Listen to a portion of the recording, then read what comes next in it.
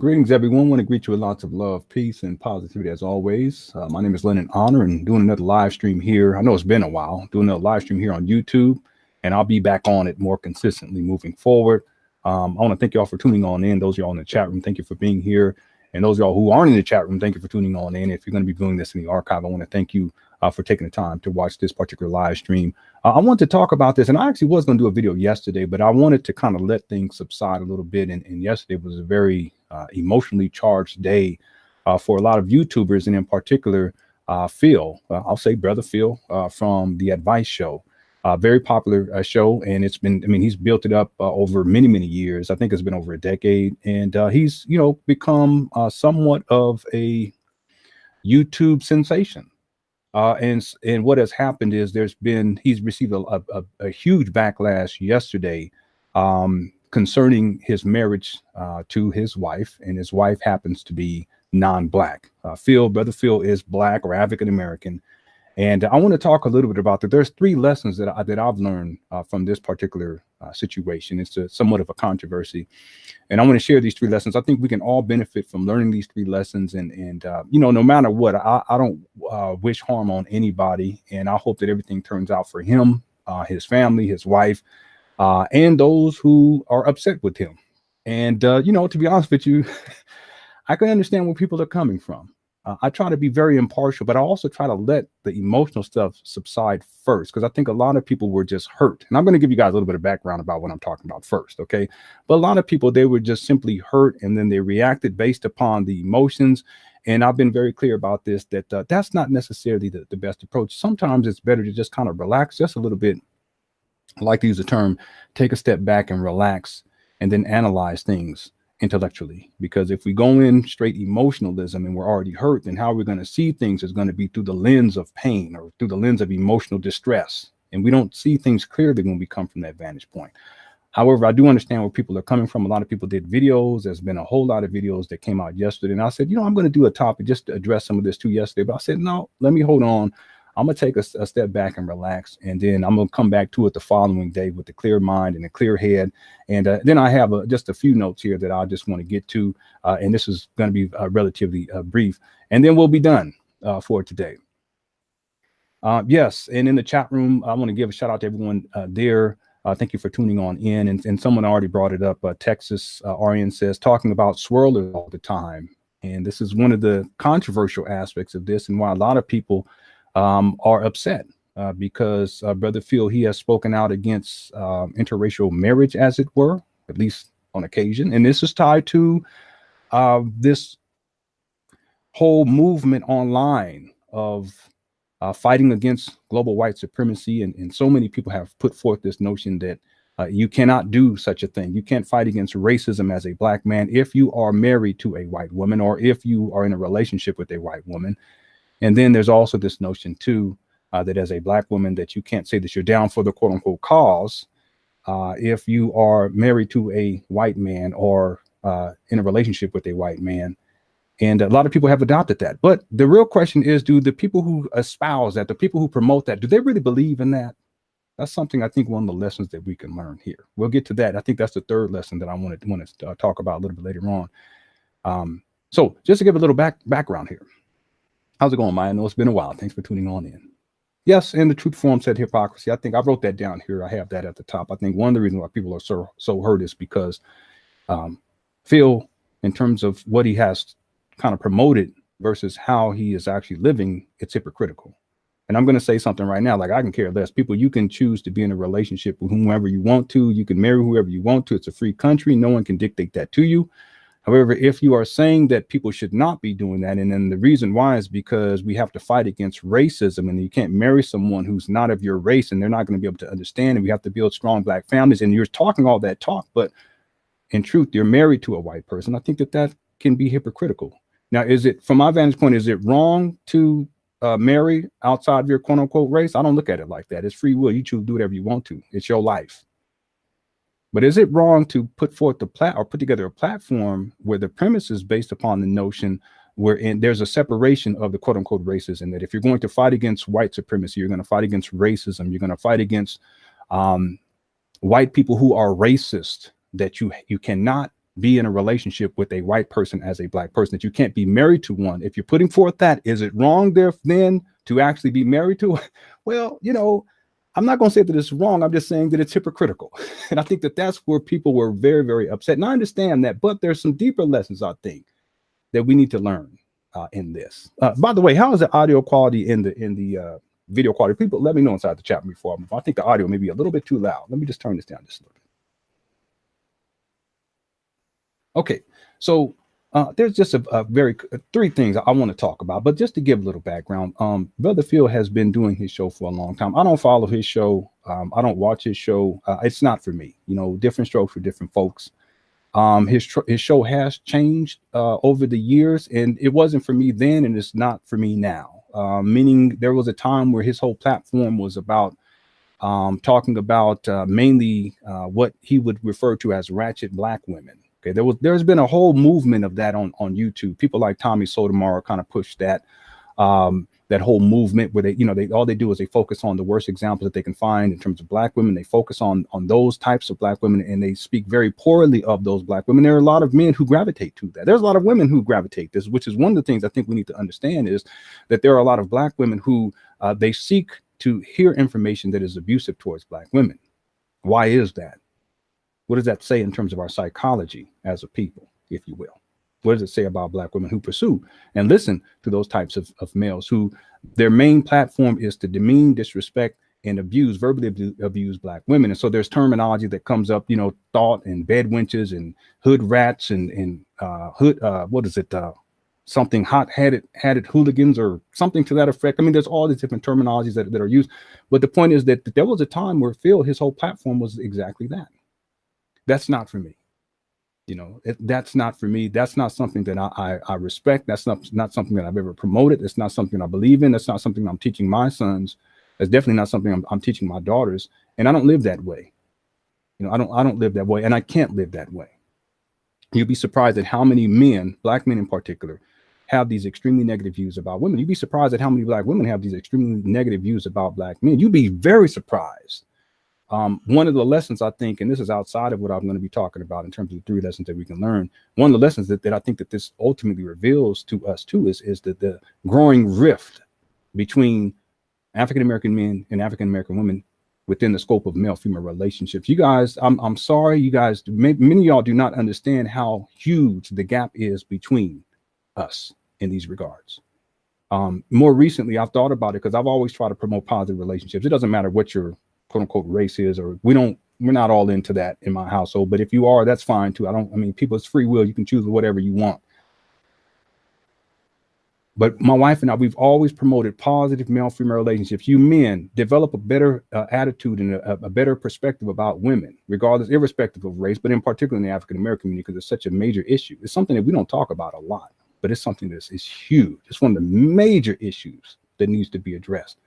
Same thing for you women, you know, develop a more positive attitude about black men, black women, please do so. You know, change your thoughts, change how you see them, change how you you think about them, how you talk about them, because what has happened for a lot of us is that we've developed these very negative stereotypes about our species half. And therefore, as a black man, we see a black woman, it's all negative. It's a stereotype. Is it fair? It's not fair. It's also very limiting to you as a black man. Well, the same thing applies to black women. This is so profound. And more recently, I told myself, you know, what's the point? Because I've seen people when they do this, and I've seen people post things, and sometimes I'll post something that's very positive about male-female relationships, and then you get all these negative comments by black men and black women.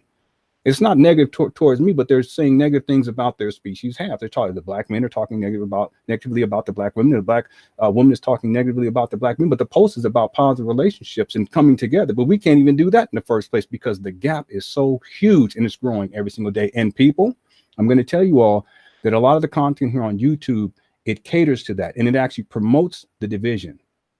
And guess what? Brother Phil was heavily involved with that for a long time. That wasn't for me. It wasn't for me then, and it's not for me now. Now, what has happened, though, over the years is that he's transformed in his platform, and as it has grown, he's kind of transformed, and he's focused on different topics. And as he's focused on different topics, what has happened is there's other people who have come on board, right? And that makes sense. But even what he's kind of talking about now, that's not for me either. And this is what I'm just going to be real, because we're going to talk about this later. I'm just going to be real about it. It's what I call the white supremacy promotion hustle. It's not for me, because it's not empowering. Just like the videos about talking poorly about black women all the time, and having these negative terms and terminologies, that thought, that hoochie, that hood rat, right, that bed wench, so forth and so on. That's not for me. It's not promoting positive male-female relationships at all, let alone positive male-female relationships within the African-American community. Y'all know doggone well that's what we need in the first place, because out of that, that's how you build families. I have so many people talking about families, African-American men, male leaders talking about we need to do this for the black family, and yet they can't commit to one woman. They have child support. They don't take care of their own children. They call black women bitches, hoes, thoughts, maggots, bed wenches, etc. That's not for me. Now, if it's for you, fine. Okay, free will. What I'm getting at here is that was never for me. And then even now, the promotion of this overwhelming juggernaut of global white supremacy as this imposition upon the black experience, to where we are so disempowered that all we can do is talk about it and talk about it and talk about it. And we're being oppressed and we're being oppressed. We're being oppressed. I cannot feel or even think of myself as being a man with that orientation towards the world, because it's disempowering. What power, therefore, do you have to actualize the reality that you want? You have very little power, because white people are oppressing you, and they have so many power to such a degree that at certain points, I hear people say things like, well, the reason why I call women bitches and call women hoes and I call them bed wenches and hood rats, these are all terminologies too that's so disrespectful towards black. It's because of white supremacy. How can you feel like a man when you can't even own up to your own behavior and the language that you use? And it goes both ways too, because I hear some women, black women too, not to the same degree as black men, the excuse of global white supremacy, but this notion that it is influencing to such a degree that you can't even talk about your own women in a positive way. You can't even talk about your own men in a positive way. And you're supposed to be fighting against global white supremacy while disrespecting each other in the first place. It's always external. It's always about something external of you. It's never about dealing with what's going on inside of you, and then holding yourself accountable and being responsible for the thoughts that you keep, the words that you speak, and the behavior and the actions that you take. So you mean to tell me that white supremacy is so powerful, and that white people are so powerful, and they're so fixated on you that they can control the words that you use day by day? How can any man feel like a man with that notion? I have no power in these regards. And white people, I don't know where they're at exactly, but it's systematic, I guess. They're just influencing me to behave like this. And they're influencing me to murder other African-American men. And they're influencing me to call my women bitches and hoes and thoughts and maggots and bed wenches. They're influencing me as a black woman to disrespect black men. They're influencing me as a black woman to call these black men nothing more than worthless Negroes or beta males. That's not for me. It's counterproductive. It's disempowering. And though people propose that what we're doing is we're fighting against global white supremacy, in fact, what is actually taking place is black disempowerment. You're disempowering black people, making them feel as if they have no power to actualize and to create the type of reality that you want, that they want. So even though Phil's channel and his platform, that the topics have changed and it's been more focused on global white supremacy and racism, it's still not for me, simply because it's counterproductive. And it's really selling this notion that white people are so invested in oppressing black people that black people there's nothing that you can do. Well, I mean, what are you going to do? I can't live that way. And as a man, I would not feel like a man if I walked around believing that someone that I can't even see necessarily or interact with, somehow they have that degree of power over me. It reminds me of Santa Claus.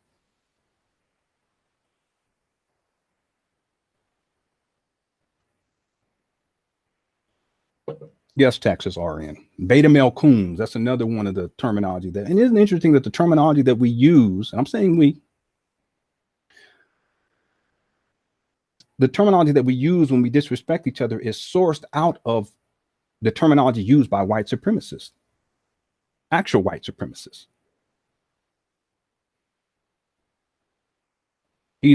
Just think about this. A lot of it is a terminology that comes out of those individuals who enslaved our ancestors, and the terminology they use to demean and disrespect our ancestors. And now we use the terminology when we talk about each other. And somehow we're fighting against global white supremacy. No, we've become the global white supremacists ourselves when we call each other coons. And bed wenches, where does that term come from too, by the way? Think about it. And bitches. And niggas, for that matter. I mean, how far? I mean, we can go on and on and on.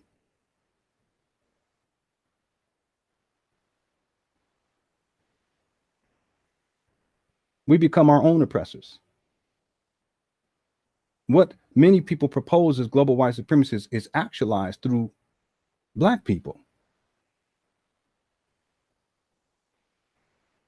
We have become our own enslavers. And if you really think about it, the people who are harming us the most is us. It's not white people. You people who are viewing this right now, the people who hurt you on a daily basis the most, overwhelmingly, it's not going to be white people. It's going to be Black people. We don't want to deal with that. But see, that's one of the reasons why I can't, you know, even though Phil's channel has this platform, the topics have changed, I still can't go there. There's no way, because just as in the past, it was about disrespecting Black women and kind of like in the vein of Tommy Stoudemire, it's now, it's all of that was disempowering then. But now with the whole global white supremacy, what I'll just say it, it's a hustle. It's still disempowering to people. So I couldn't watch then, and I can't watch today because it's disempowering. So one of the things that happened with Phil is, you know, a lot of what he's talked about is swirling and about, you know, interracial relationships and how, you know, that's not something that we should do. But he's just mimicking, again, a lot of the white supremacy hustle propaganda. And understand that over the last 4 or 5 years, there's been this whole movement. Everything has been about white supremacy and global white supremacy. And people can't even do like an interview without saying global white supremacy 15, 20, not even that, 50, 60, 70 times. You bring up any issue facing the African-American community, and right away, it's like global white supremacy. Right away. There's no critical thinking. There's no personal accountability. There's no real thinking about it. And so you have a lot of people who have proposed that. And so what has happened over the last, I would say over the last 5 or 6 years, no, it's been a little bit longer than that. I would say over the last 6 or 7 years, is that the momentum that this whole global white supremacy hustle has gained has been so great that you've seen people who were once talking all about, you know, disrespecting Black women and calling them hoochies and hood rats. They recognize the profitability because it's become very profitable. You can make a lot of money if you propose that global white supremacy is oppressing Black people overwhelmingly, and that there's nothing that you can really do about it except talk about it and complain about it. Extremely profitable. This is what I call the white supremacy hustle. And there are a lot of African-American males and females who've jumped on board with that. They recognize that if I do this, then guess what? Not only am I going to be able to sell product, but people are going to be able to, they're going to want to support me. But mainly the people who want to support are those who already have in their mind that as a Black person, they are already being oppressed. It's overwhelmingly oppressed. And I can understand if you say, you know, racism is real and we have to deal with that. But when it becomes this juggernaut, like it's overwhelming, it's like it's global. And all white people are racist, and all white people are out to get me, and all white people are trying, and there's no good white people out there because they're all racist. See, there are people who already have these types of views. And so therefore, I'm talking about a mentality. So therefore, when people begin to put out content, that translates into more viewership. And because it translates into more viewership, it translates into more money generated. You'll be amazed. Just as there are many males whose their whole platform was to disrespect women, they receive a whole lot, to disrespect Black women in particular, they receive a lot of support. Why too, by the way? I want to share this on 2 levels here. One of the reasons why they receive a lot of support is because they're saying the things that many African-American males or Black males already think and feel, but they are cowards to say themselves. So they have to find someone who's saying it online. And then they pay, you know, thank you for saying that. Thank you for saying that. Thank you. You're saying what I would like to say, but I'm a coward. I'm not going to get up here and say this. I'm not going to say it to the Black women that I know. I'm not going to say it to my mama. I'm not going to say it to my sister. I'm not going to say it to my cousins. I'm not going to say it to no Black women. It's cowardice. It's an act of cowardice. And then there are also Black women who support it too. But one of the dynamics in the African-American community is the disconnect between African-American women They can listen for many African American women. Y'all get mad if you want to. They can listen to music that's calling them bitches and hoes, but the way that they see it is that no, this rapper is talking about those bitches. This is something in my documentary. This one sister pointed out. It is so true. My documentary is Beyond Gangster Blackface: A Critical Analysis of Gangster Rap. The sister that we were interviewing, she says, no, the reason why that there are women who will listen to the songs that are disrespecting Black women, or they'll listen to the content online, someone like Tommy Stoudemire, they'll listen to them because in their mind, they don't see these characters disrespecting them from the vantage point of the Black woman who's listening. They're saying, no, they're talking about those bitches over there. They're talking about those hoes over there, those thoughts over there, those bed witches. They're not talking about me. This sister broke it down in the document, and it is so very true.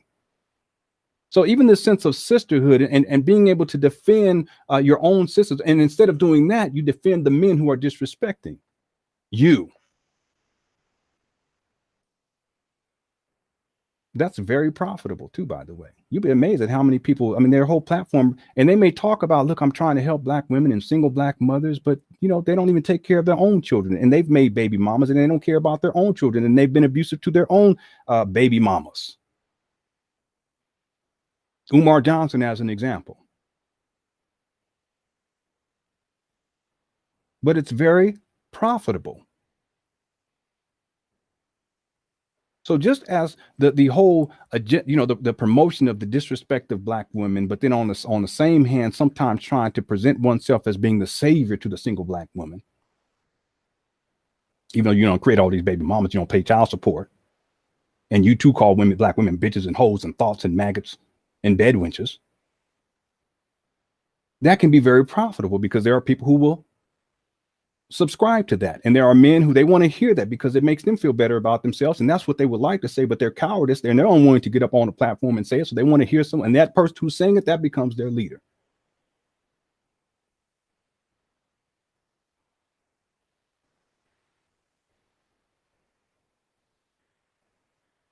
Well, the same thing applies to what has happened now with this whole movement of the, what I call the white supremacy hustle. So many people talking about global white supremacy. Well, the idea is, you know, it's a demographic of people who are looking to hear that. It's not transforming their lives for the better per se, but it's very profitable. And guess what, ladies and gentlemen, that's what Phil did of the advice show. Very profitable. Makes sense too. I mean, as a business person, it makes sense. You don't necessarily have to believe what you're kind of promoting or what you're talking about, global white supremacy. And we have to make sure we hold these white people accountable. Well, how? By talking about them on YouTube? I mean, what are you really doing?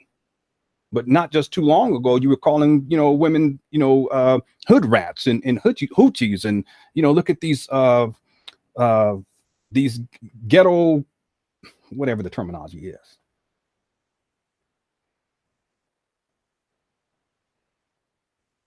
So what ends up happening is that his platform began to change, and the focus has become more about white people and white supremacy, what is proposed as being white supremacy and you know, police brutality, etc. But one of the things that he's talked about a lot, and this is, I think, one of the things that people are really calling him on, is talking about interracial relationships. And that if you're going to fight against white supremacy, and if you're going to fight against global white supremacy, you're going to fight against racism. If you're a Black man, you should not be dating, and you should not be swirling. You should not be married to a white woman. And same thing, if you are a Black woman, you should not be dating a Black man or dating a white man, or you should not be swirling, or you should not be married to a white man. Did I say that right? And that's where the hypocrisy comes in. But see, that fits the narrative of global white supremacy, right? Does he believe that? I don't think he necessarily believes that. I don't think that it's something that he believes. I don't think a lot of the stuff that a lot of these people who are in this this so-called what I call white supremacy hustle, a lot of what they say, I don't think that they believe. I mean, how can you say that you believe in fighting against global white supremacy, but you still call your women bitches, hoes, maggots, and bed wenches? And you call your brothers coons because they disagree with you, and Uncle Toms because they disagree, or beta males because they disagree with you. You don't believe in this. See, there's no, it's rhetoric. You guys understand? It's just rhetoric. It's things that are said in order to promote an idea, but the idea is simply promoted as a means of generating income, nothing more, not to change anything, not because you believe it in your heart that, look, we need to change these things. No, but because it is a revenue stream. And see, Phil recognized that because over the last 5 or 6 years, and we can say, let's say 5 years, the the white supremacy, the global white supremacy hustle has become extremely profitable. Am I saying that racism does not exist? That's not what I'm saying. So people, please miss me on that. That's not what I'm saying. What I'm saying is that to propose this as this behemoth, this juggernaut, this overwhelming force that is dominating you as a Black person, and you have no control over it. All you can do is sit back complaining and talk about it. That's disingenuous. It's disempowering. What I call it is Black disempowerment. It ain't got nothing to do with fighting against global white supremacy. It's about subjugating Black people to make them feel powerless in the midst of true racism, in the midst of true inequality. And guess what? There are Black folk who will pay for that, because it's easier to feel as if you have no choice and if you have no responsibility, compared to saying, look, I do have a choice and I do have to hold myself accountable for what I think, what I say, and how I behave. And we can't even get how we talk about each other right. The words that we use, when we can't even get that right, but we want to blame that too on white people. Very profitable. So again, part of what Phil and people were calling him out on this is he's talked about this idea that, you can't be dating outside of your race if you want to prescribe to the notion of race. And I'm impartial on that, because I don't consider the concept of race as being scientific whatsoever. I've talked about that in the past. Ethnic groups, yes, I can understand that. But the notion of the red race, the brown race, or the yellow race, or the white race, this is pseudoscience. But anyway, people, again, free will. But a lot of what he was talking about was this notion that, you can't be dating outside of race if you want to fight against global white supremacy, if you want to uplift the Black community. I mean, it sounds nice, but does he really believe that? The answer is no. Because over the years, even though he has brought it up on occasion, and I remember there was a couple of times where people had asked him about his wife. He has brought it up from time to time. But what happened more recently was that someone got a picture of him and his wife and posted it online somewhere, and it just blew up because his wife is not Black.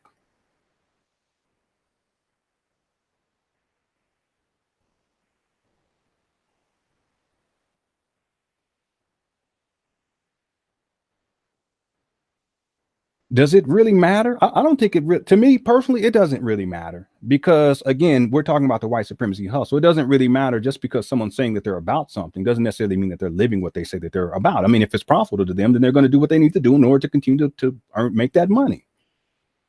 I would propose that a lot of the people who talk about, we shouldn't be swirling and all this kind of stuff, I don't even think that they believe in that.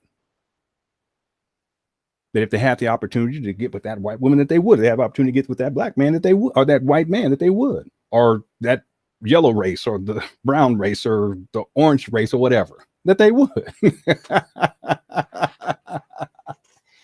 But in terms of promoting the white supremacy hustle, the rhetoric must be indicative of the notion that somehow swirling, what people call swirling, which is hilarious to me, the terminology, swirling is you can't do it. Interracial relationships, you can't do it. Marrying someone outside of your quote unquote race, you should not do it. And if you do it, then you're, as Umar Johnson would say, I don't respect you. And what? So how many baby mamas you got? You ain't never paid no child support. Ain't never supported any of your children. So why does it even matter? It's just rhetoric. It's things that people, they don't necessarily believe in, but they will speak it and they will espouse it simply to turn their audience into a revenue stream. And that's why it's a hustle. So what happens with Phil is once the picture goes out, and it kind of went viral, people were just asking all types of questions like, what's really going on here? How is this possible? I mean, people felt betrayed. Yes. It's an emotional reaction because a lot of people have supported him and invested in him. And he's talking this talk about white supremacy, and we need to stop global white supremacy. And, swirling is we shouldn't be doing that or what have you. But then in other videos, he contradicts himself. They said people should be able to do what they want to. Okay, but which one is it then exactly? Can you believe both? Maybe you do. But does it really matter? Does it really matter that he's married to a non-Black woman? To me, it doesn't matter, because people can choose to marry whoever they want to. You can choose to be in a relationship with whomever you want to. It really doesn't make me any difference whatsoever. I think what really hurt people was the hypocrisy and the contradiction But if you say you're about one thing, but you're living something different, then the hypocrisy must be addressed. And on some level, I think that that's what people really wanted to get to. Why the hypocrisy? I'm going to tell you why the hypocrisy exists is because this whole white supremacy hustle, it is nothing more than a money grab. And so you say what you have to say in order to continue to feed the demographic that wants to hear that type of information so that they can continue to support you, even if you don't necessarily believe what you're telling them. And I'll see this over and over and over again. How can you say that you want to save black boys, as the case of Umar Johnson, but you don't even take care of your own daughters? You don't support them. You don't spend time with them. You don't have any type of relationship with them. How is it possible? Well, I'm going to tell you how it's about, because you don't believe the shit that you're saying. But you'll say what you say in order to turn people into revenue streams. It's a money grab. Well, guess what? The same thing applies to Phil. But the thing is that, does that really matter? To me, it doesn't really matter. And I'm going to tell you why it doesn't really matter. Because the people who will continue to support him, it doesn't matter to them. The people who continue to support Umar Johnson, it doesn't matter that he's a habitual liar. It doesn't matter.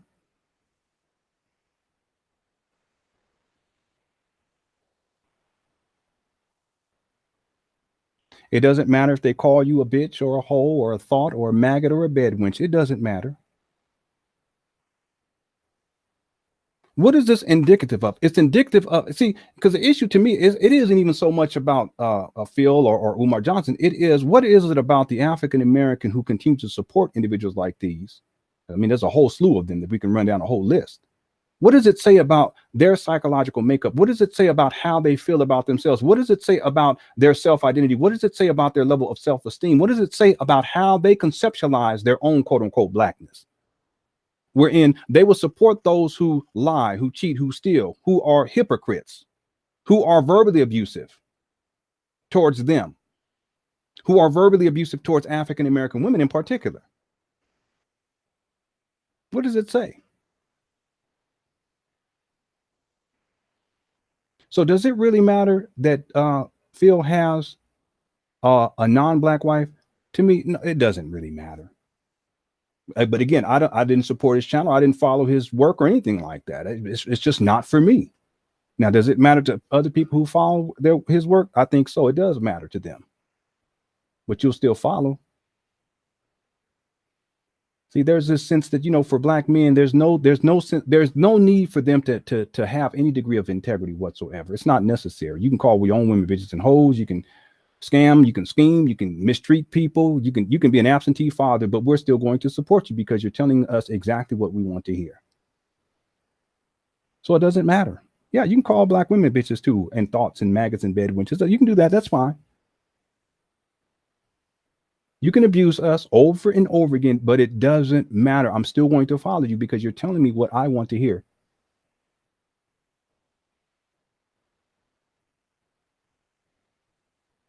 So as a consequence of what took place over the last couple of days, there's been this huge online eruption and Black Twitter, as they call it. They've been going in on poor Phil. I feel bad for the bro. I'm not going to lie. Is he a hypocrite? Yes. Does that make him a bad person? Not necessarily. I don't see it like that. Again, I don't follow his platform. I think that you know, what he's doing is a disservice to the African-American community, even though a lot of people feel as if it's empowering. No, it's not. It's not. Does it make him a bad person? Not necessarily. I think that it's just, it's money grab. That's all. And it happens all the time. You know, so no, I don't see that as being extraordinary. However, there are 3 lessons I think that we must outline here, because regardless of how you feel about Phil and what took place recently, you still need to learn some lessons. I think we can all learn some lessons. We can learn a lesson in terms of leadership and hypocrisy. We can learn a lesson in terms of people being genuine about what they say that they're about versus what they're really about. You know, no one's perfect. I'm not saying that anyone is perfect, but if you've talked and if you've spoken out against you know, interracial relationships or swirling, and yet you have a white wife and you're an African-American man or a black man, you know, it's probably not a good look. You know, and I've heard people say things, but then I feel bad for Phil because, I mean, he marries his wife And I don't have a problem with it. You want to marry whoever you want to prior to him jumping on board to this white supremacy hustle. So what is he going to do? Divorce his wife now? I don't think that that's reasonable at all. So let's be fair to the brother too in those regards. They're in a relationship, they're married. From what I know, they have at least one child together. Should he divorce her? No, I don't think it's that serious. He didn't. I mean, again, he doesn't. I don't think he necessarily believes the whole white supremacy hustle. It's just profitable. That's all. And for some people, that's okay. For other people, they're extremely hurt because they feel like it's hypocritical. So what ends up happening is there was this outrage that has kind of surfaced online, and it's gotten blown. I mean, people were just over and over again, people doing videos, and I just sat back and I watched quite a few of those videos. But what I really saw was that people were simply coming from a place of emotionalism, and I don't want to do that. I want to be fair. I want to be fair and I want to be rational about this. And it doesn't matter to me one way or the other because I don't know how followers work. I'm not hurt by it or anything like that. The way I look at it is that he should be able to marry whoever he wants to, and y'all should be able to marry whoever you want to, and that's your business. But the real issue is the hypocrisy. But see, the hypocrisy reveals an important lesson, and that is simply to say that many of these individuals who are on this white supremacy hustle, it's not that they want to fight against white supremacy. They just recognize it as being a lucrative business. And so they implement that they put that into their platform, and it generates a lot of income. And that's precisely what Phil has done. There's a lot of people who do that. 3 lessons that I've learned personally that I want to share with you all, that I think we can kind of walk away from this whole experience and kind of think differently about some things. By the way, part of what has happened is because I saw one of the videos that he did in response, and he talks about his marriage, and then he brings out his DNA test thing, and then he brings out her DNA test thing. And I'm like, this is just way out of control. It's just so unnecessary, but he felt like he needed to do it. And basically what her DNA test said that she was mainly Native American. Does that make her black? I'm part Native American myself. And I have pictures of my great grandmother, and she looks straight Native American. And I'm not talking about Native American, like kinda, and then on my father's, on both of my father's side, his grandmother and on his mother's side, and his grandfather on his biological father's side, in particular, his grandfather on his biological father's side. If you look at his pictures, he looks like one of them old school Native Americans whose skin is like darker. And it's so very apparent.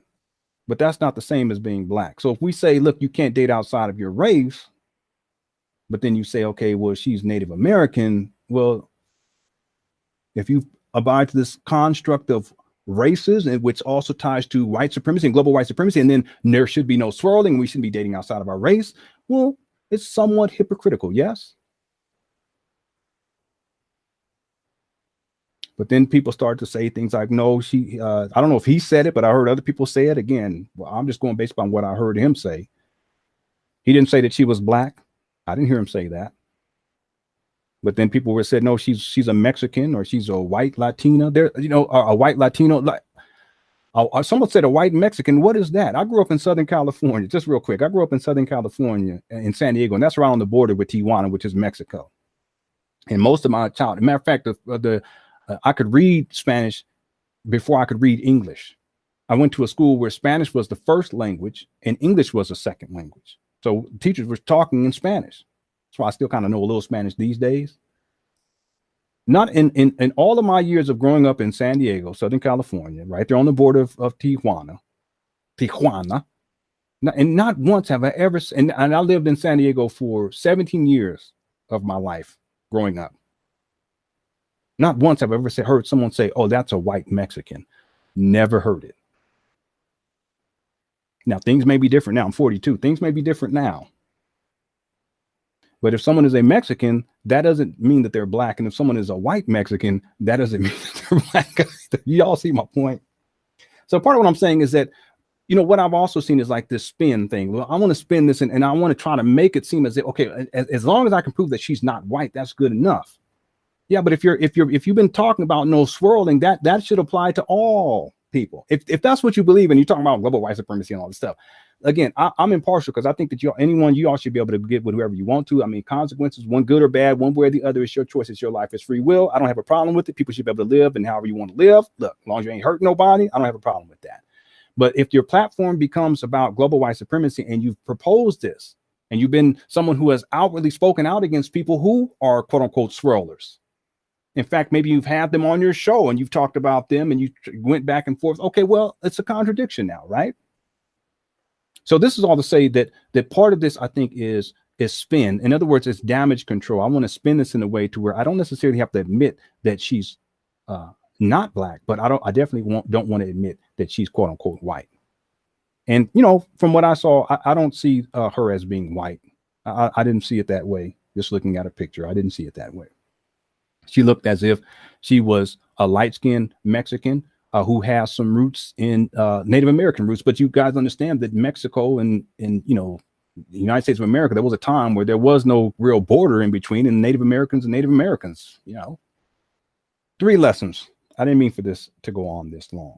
3 lessons I think that we can all benefit from learning. I feel bad for Phil because, again, his marriage to his wife, I don't have a problem with that. I just think that how it's come out now, I mean, his marriage occurred prior to him getting on board with this white supremacy hustle. And while he's been on this white supremacy hustle, he's talked about how, you know, African-American men in particular, we should not be dating outside of our race, and African-American women in particular, you should not be dating outside of your race. So I feel bad for him. It's a catch-22 kind of a situation, right? But even still, there are some lessons that we can learn. Number 1, lesson that we can learn.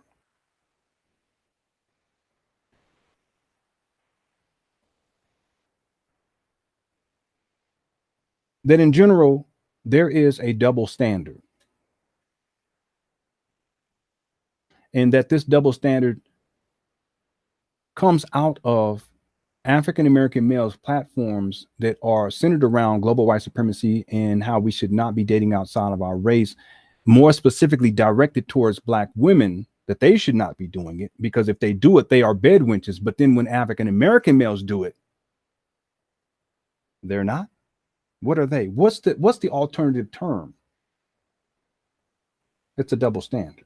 Does this make, I'm gonna say it again. I'm gonna phrase it again for y'all to think about this. You African-American women, if you quote unquote date outside of your race, if you marry outside of your race, if you quote unquote swirl, you are a bed wench. And these Black men who use these terms, these are enslavers terms. These are the terminology of those who enslaved your ancestors to demean and demoralize your ancestors, your great-great-great-grandmother and great-grandmother, etc. But if Black women do it, you are a bed wench. But if a Black man does it, what is he? See, now we're getting into sexism too. Let me give another example. You know, if a Black woman lives promiscuous, if she's living a sexually promiscuous lifestyle, she's a what? She's a hoe. She's a thought. But if a Black man does it, what's the alternative term that we use? He's a player. He's a hero. I don't know. What is it? So there's a double standard. I think this is one of the aspects that we don't, and see, this really comes out of sexism. One of my issues with this whole white supremacy hustle is that so much is focused on what other people are doing to us, and so little is focused on what we're doing to each other, in particular, what we are doing as men to our own women and how we're treating our own women. So we're always talking about how white people and all these white people are racist and they're oppressing Black men, but we don't talk about how we are oppressive towards our own women, which we do in this very plain in sight, and we do it all the time, 24 hours a day, including dictating to Black women that, look, if you date outside your race, if you marry outside of your race, if you quote unquote swirl, then I'm going to demean and disrespect you by calling you a bed wench. And you'd be amazed at how many people just roll so freely off of their tongue using slave master terminology. But then when Black men do it, Phil, as an example, and in some cases, the same Black men who are talking about how you Black women, you guys are bed wenches because you're the same Black, when they do it, somehow it's okay. This is a very important lesson that y'all need to learn. Everybody needs to learn, because this speaks to one of the core issues that we tend not to talk about in the African American community, and that is sexism itself. We want to focus on what we think white people are doing to us and externalize responsibility because they are overwhelmingly so powerful. But we don't want to internalize responsibility and look at how we're treating each other.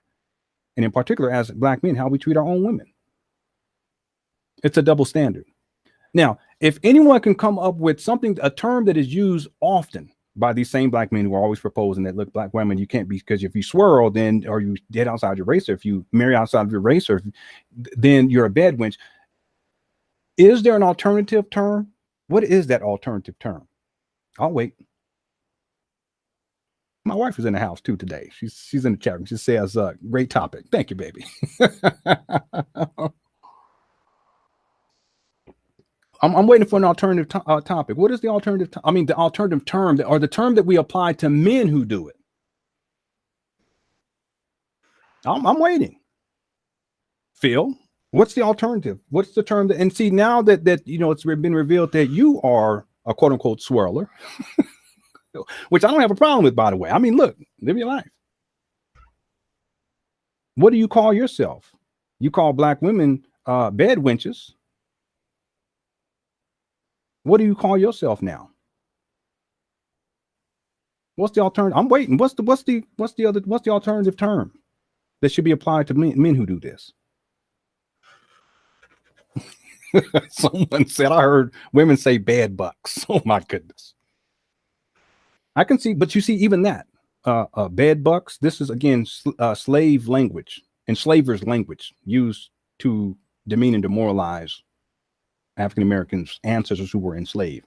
But that's not a terminology that we hear quite often. It's not something that's become part of the vernacular.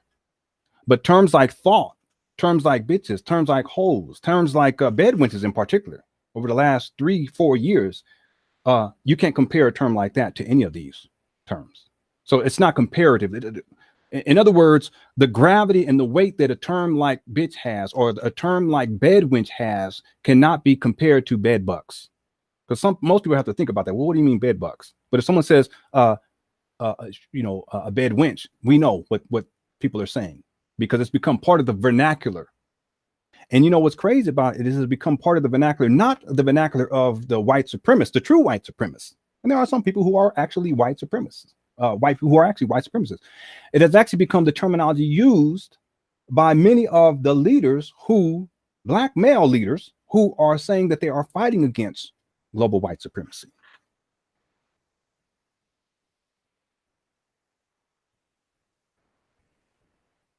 Sean said male sluts. How is that part of the vernacular? Not necessarily. It's not equivalent to a bed wench.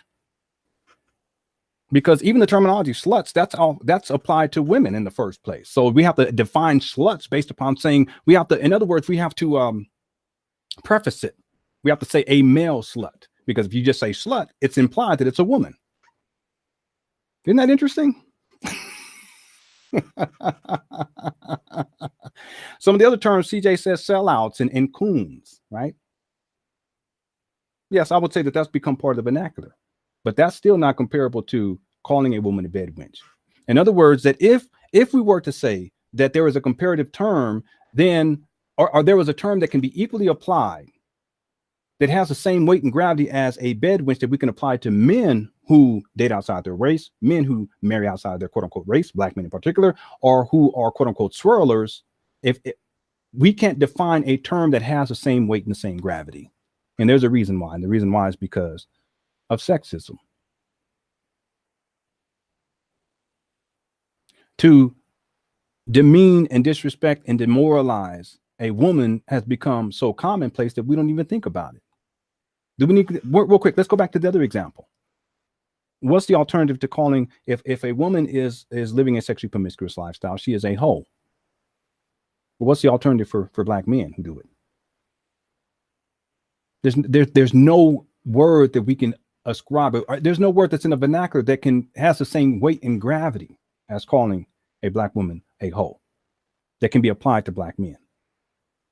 But we don't want to talk about that because the focus must not be on how we treat our women. We have to focus on what we think global white supremacists are doing and how they're treating us as Black men. We may talk about how they're treating Black women every once in a while, but not that often, because it's all about us. See, that's the global white supremacy hustle. You're right. The bad shop and being real, they'll say he's a player, but that's not a pejorative. In other words, that's a term of endearment. Y'all remember we growing up, he's a player, he's a pimp, he's a Mac. Okay, but she's living the same way, but what is she? She's a hoe. She's a thought. You see my point, people? Okay.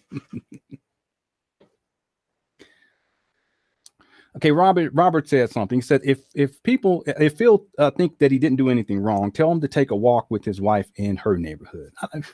Yeah. Listen, him marrying her, I don't think that there's anything wrong with that. I just don't.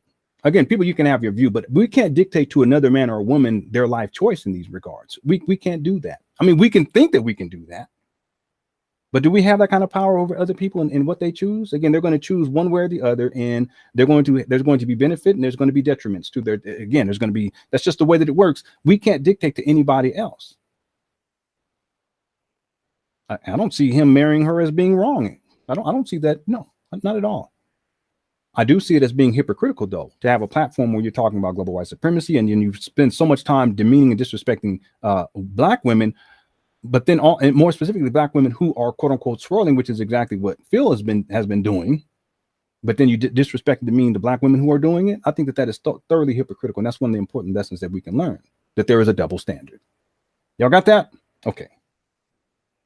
One of the lessons, again, we have to learn is just the double standard. And the double standard just isn't applied to the issue of swirling. It can be applied to many different areas of life as it relates to male-female relationships in the African-American community and beyond. We want to talk about what we think our oppressors are doing to us, but we don't want to talk about what we're doing to ourselves, and in particular, how we treat, how we talk about, how we mistreat, how we abuse Black women.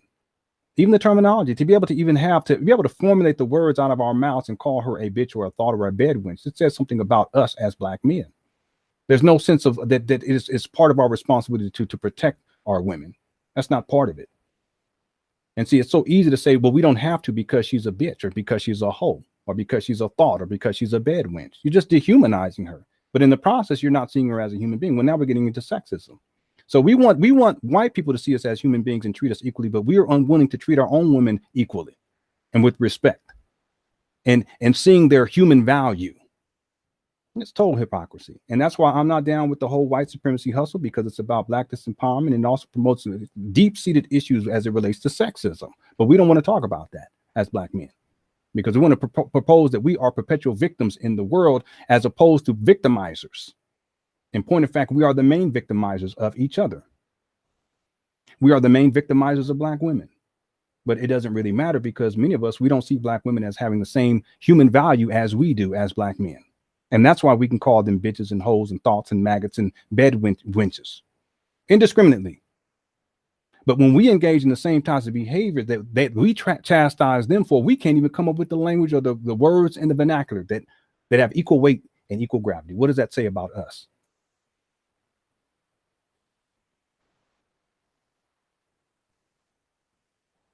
So one of the lessons we can learn is just that there is this extreme double standard that exists within the African-American community.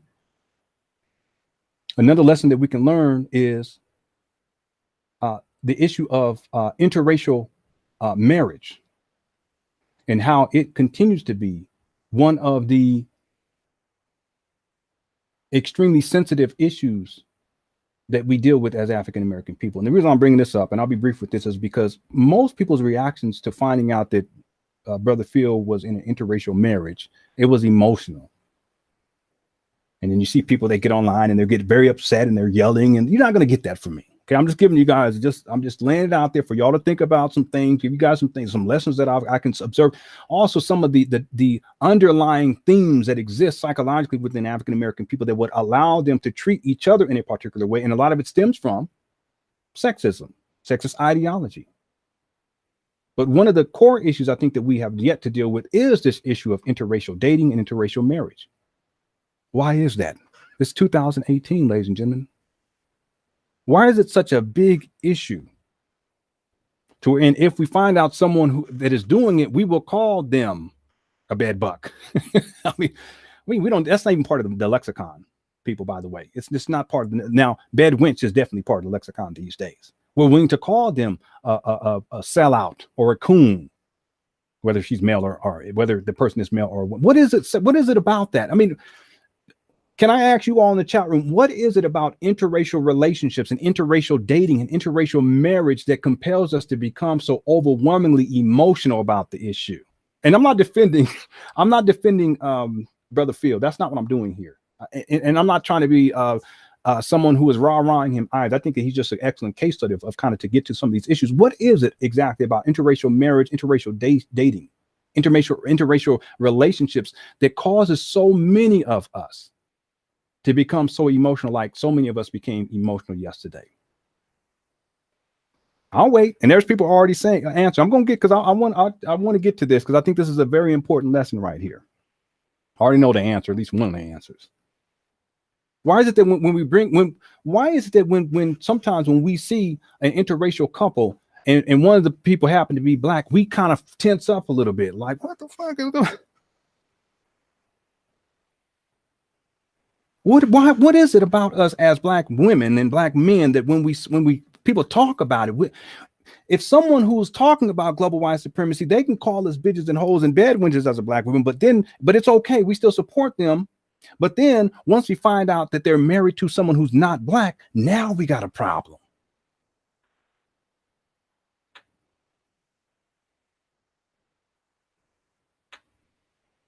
It's some interest. It's deep to me. And this is like when we get into the deep stuff. I already know the answer, but I'm going to go to the chat room and see what you guys have to say. And if you're not black, you're not African American, I think this is an important, lessons for y'all, because there are a lot of issues within the African American community that you guys would never have known to exist. And sometimes you may see African Americans interacting with each other and you say, why are they behaving like that? Or why are they treating each other like that? Or why is she calling him out of his name? Or why is he calling her out of name? But you got to understand, like, what's going on within us that causes us to interact with each other on that level and in those types of ways. And when this issue comes up of interracial relationships and interracial dating and interracial relationships, it just stimulates such an emotional response in people, men and women too, by the way. Why is that the case?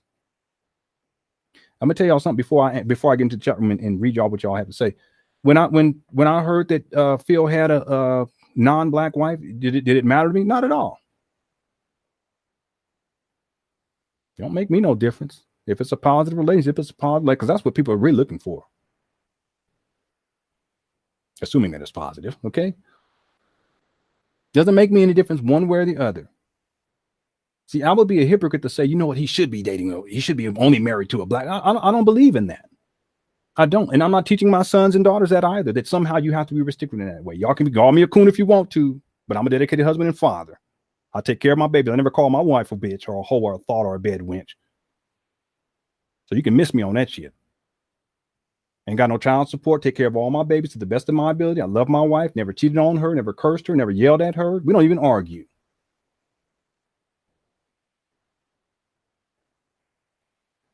But what is it about us?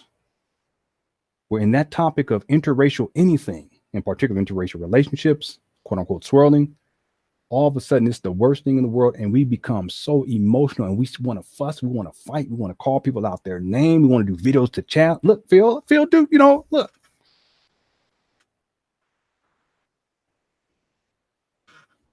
Makes me no difference.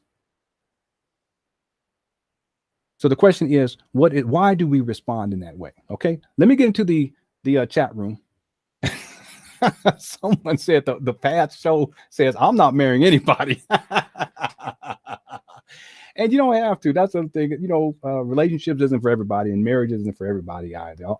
Though my wife and I, we encourage it, and we encourage people to have a positive relationship.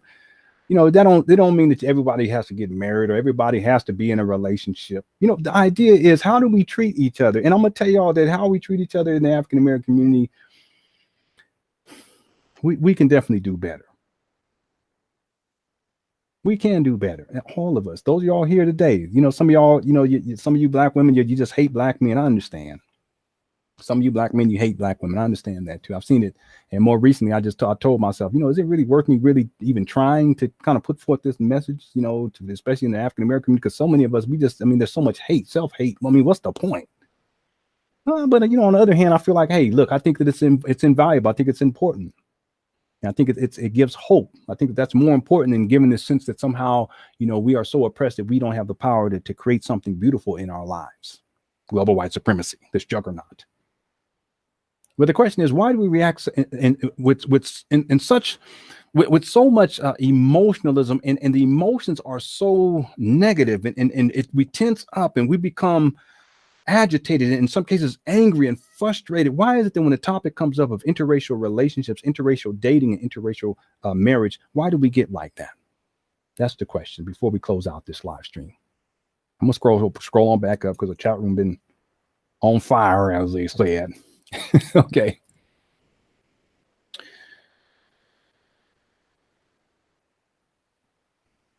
"29 said it's ridiculous. Mr. Oboyd says it's jealousy. I would tend to agree with this. I don't think this is the only reason, but I think that this is part of it. That this is interesting too, psychologically speaking, that if another African American is in a relationship or is dating or is married to another African American, then it's kind of okay. I'm not really tripping off of it as much. But if they're dating, or if they're married to, or if they're in a relationship with someone who's not black, now I'm upset about it. Now I'm jealous about it." See, but that's kind of like surface level here. But what's the underlying issue? Because that's really what the answer is. I'm not going to tell you all on it yet. Okay, but that's what the answer is. What is it down here that causes a person to become jealous only when that African-American male or female is in a relationship with an interracial relationship, an interracial marriage, or is interacting with someone who is of a different quote unquote race in an intimate setting, boyfriend, right? Girlfriend. Suicide 29 said, it doesn't bother me. Well, that's good. Ben says people online projecting their own failures in relationships. Yes, I see this a lot. Let's see. Sean says jealousy and self-hatred.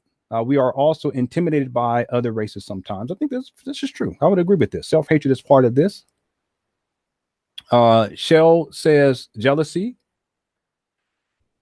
Let's see. The Pat Show says it signals to people that you cannot be trusted in matters of our people. So I guess maybe for some people, if they're in an interracial relationship, they're in an interracial marriage, maybe they're dating someone who's of a different quote unquote race, that it projects this sense that they can't be trusted. But why? Because now I say again, I think now we're getting, this is really what it is. But I understand what you're saying. This is up here. But why is that the case? Why are they not to be trusted now? What have they done to you personally that makes you not trust them? They're swirling, they're dating outside their race. Maybe they're married to someone outside of the race. Okay, but now why do you not trust them? What's the underlying thing here? Okay, this is good. Someone said programming. I would agree that sometimes it's an issue. You're right. Insecurities for a lot of people. And I like to use the example. Well, we're going to do both. Let's do both. Insecurities, because I think this is like we're getting there now. It doesn't matter if you're dealing with African-American men or African-American women, this sense of insecurity. In other words, there is this for a lot of people, especially those who get caught up in the global white supremacy paradigm, propaganda, in the white supremacy hustle.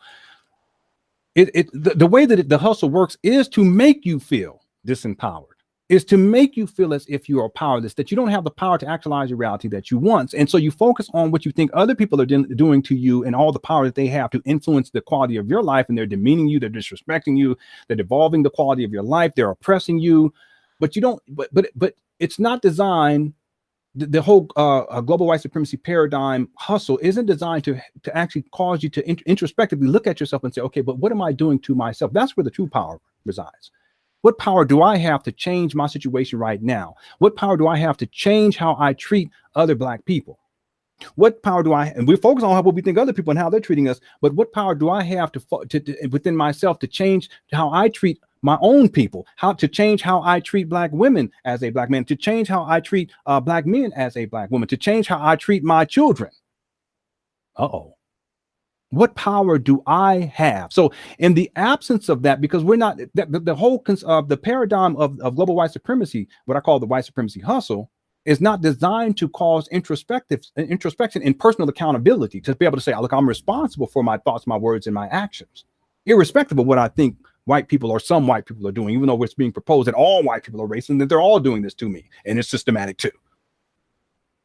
Well, the truth of the matter is that racism as it exists today is a fraction of what it was in the past. And as an institution, it is much less of an institution. It's been less institutionalized as opposed to, let's say, 40, 50, 60, 70, 80, 90, 100, 110, 120, 130, 140, 150, 200, 300 years ago. But the global white supremacy hustle will cause you to believe otherwise. And because it is causing you to feel as if you are overwhelmed by oppression, the oppression that is executed against you personally by white people only, and all white people, by the way, that is, it's going to make you feel insecure about yourself. And so therefore, when you see someone who looks like you, another black person, and maybe now they're dating a white person, it makes you feel even more insecure. Because you've already been told that you are so oppressed and you're a perpetual victim and you have no power. Yeah, you're going to feel insecure. So now the people that should be there to build relationships with, they're going to the other side. They're going over there to the enemy. Yes, you're going to feel more insecure. You're absolutely right, Maya. I think the question that people can ask, is, and as it relates to Phil, because that's what we're talking about today. Again, I don't know the brother personally, and I don't follow his channel. It's not for me. There's some important lessons I think that we can learn, and I wish him well. I hope everything works out for him. How many of you felt insecure when you heard that Phil had a non-black wife? Did it make you feel insecure? Some people, yes. And also be honest about that too, because I think that gives you an opportunity to look at some of the areas of your own life, maybe your own personal refinement that you need to get to. Did I feel insecure? No, I don't. It makes me no different, man. You do whatever you want. That's your life.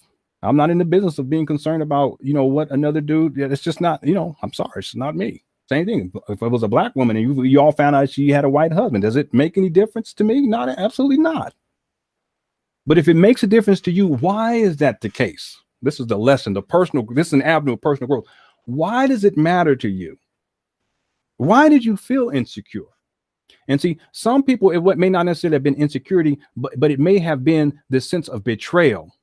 That feel he's actually not what he says he is, but that's also playing on this insecurity, because ultimately we're going to see him as someone who has betrayed his own people and he married outside of his quote unquote race. And now we're right back to square one again.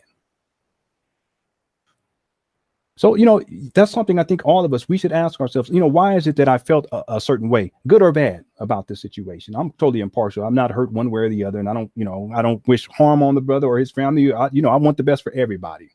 I'm thankful that he's married. And if he's a committed husband, great. If he's a committed father, great.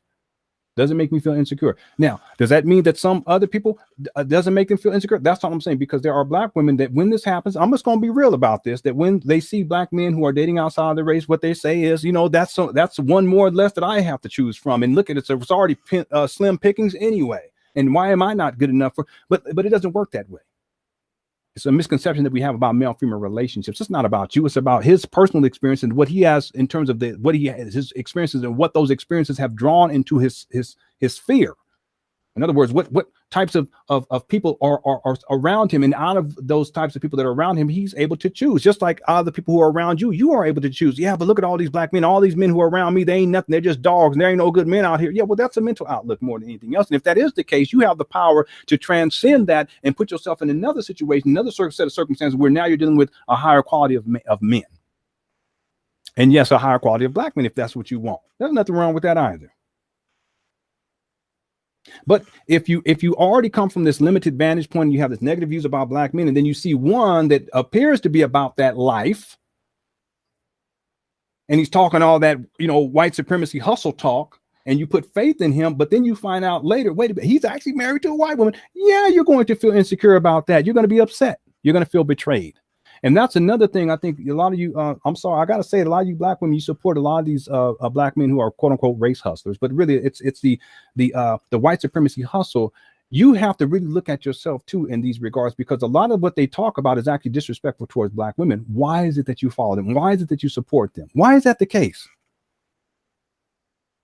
And see, for some of you all, because you have not been in a position to experience a positive relationship with a black man, there is a part of you that still sees this individual as accessible to you.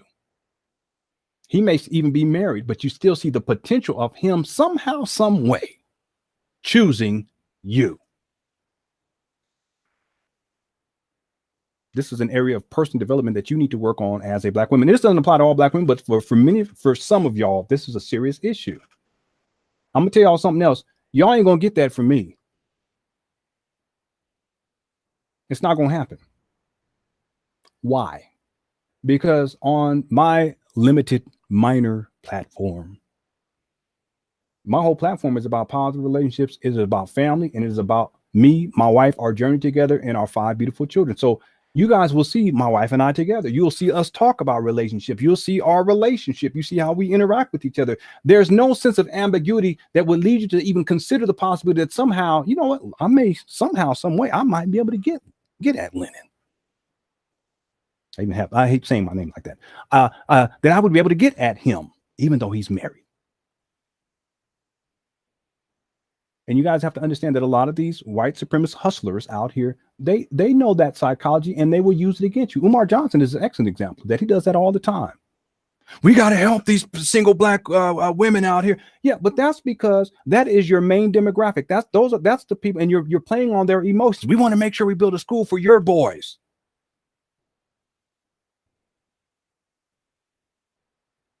As if these poor single black women, mainly poor, they're going to have the money to pay tuition for this phantom school that does not exist. Just string people along, and play to the emotions. And you'll be amazed at how many people in the back of their mind, they'll support, but really there's a part of them that feels, you know what, he's single, or maybe he's married, or maybe he has a girlfriend, but he still may pick me. You ain't going to get that shit from me. And if you, any of you women, don't matter, black, white, or otherwise, if you have that orientation, y'all can just get on, because it's not going to happen. I'm done. But there are people who will use that to their benefit. And a lot of the individuals who are on this white supremacy hustle, that they use that to their benefit all the time. And as they do that, they also are very careful to disrespect you and demean you and call you names, bedwenters and hood rats and hooties, so forth and so on. Very careful to do that. Because this is another truth, that it's a hard truth, because there are a lot of black women that they associate that level of verbal abuse with actually being loved by a black man. Again, these are areas that, you know, you can get mad at me if you want. I'm just telling the truth. And this doesn't apply to all y'all anyway, but if it's striking a chord in you, there's a reason why. This is an area of your own personal development that you need to engage in. Because just as there are people online who will take advantage of that, well, there's these men out in these streets that will take advantage of that too. So consider this as a service, a public service announcement to keep yourself protected, as opposed to getting mad at me for telling the truth. So on one hand, we can deal with this issue of you know, why it is that women may have this reaction where they find out that an African-American man is dating outside of his race, or is married to a white woman, or has a white girlfriend. But then there are also men who may also react in a particular emotional way.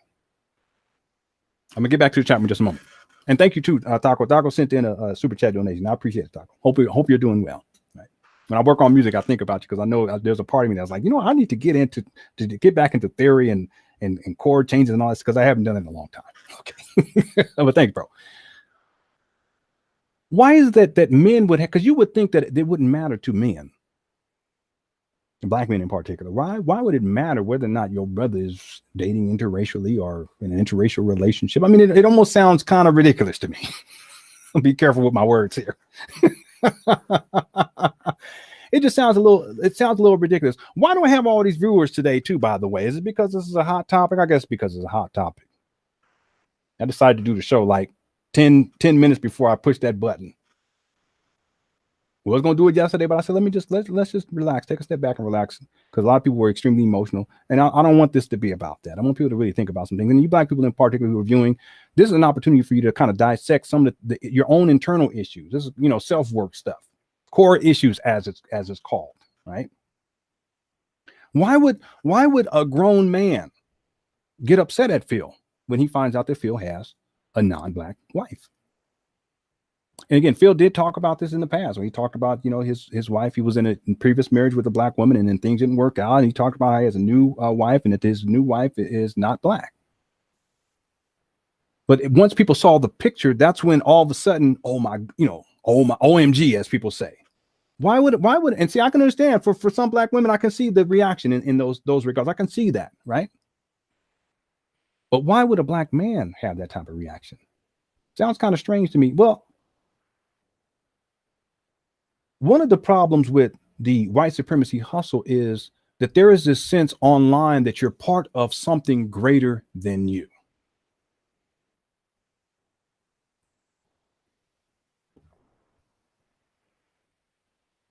And that by being online and hearing people talk about global white supremacy and hearing people talk about Black women in a negative way, in particular swirlers or people who are dating outside their race, a lot of the people who have these platforms about white supremacy and global white supremacy, most of what they talk about or most of what they say is actually disrespectful to Black people. If you listen to Umar Johnson, that example, most of what he says is actually disrespectful towards Black people.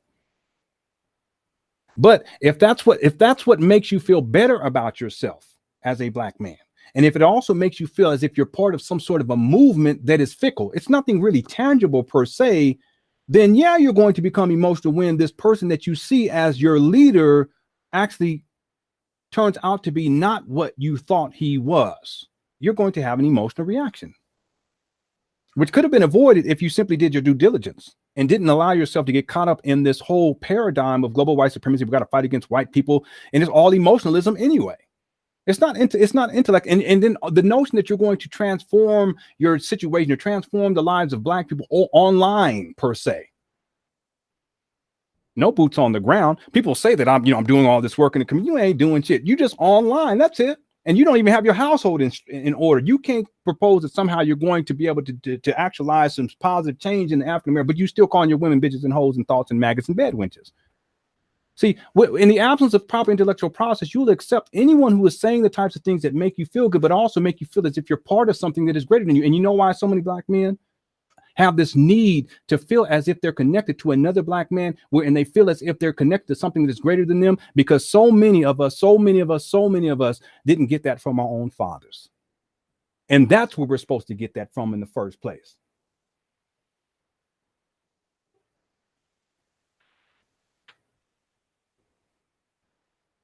And many of these people that we follow, they're absentee fathers themselves. The irony of it all. They got child support cases. They got 2, 3, 4, 5 baby mamas. The irony of it all.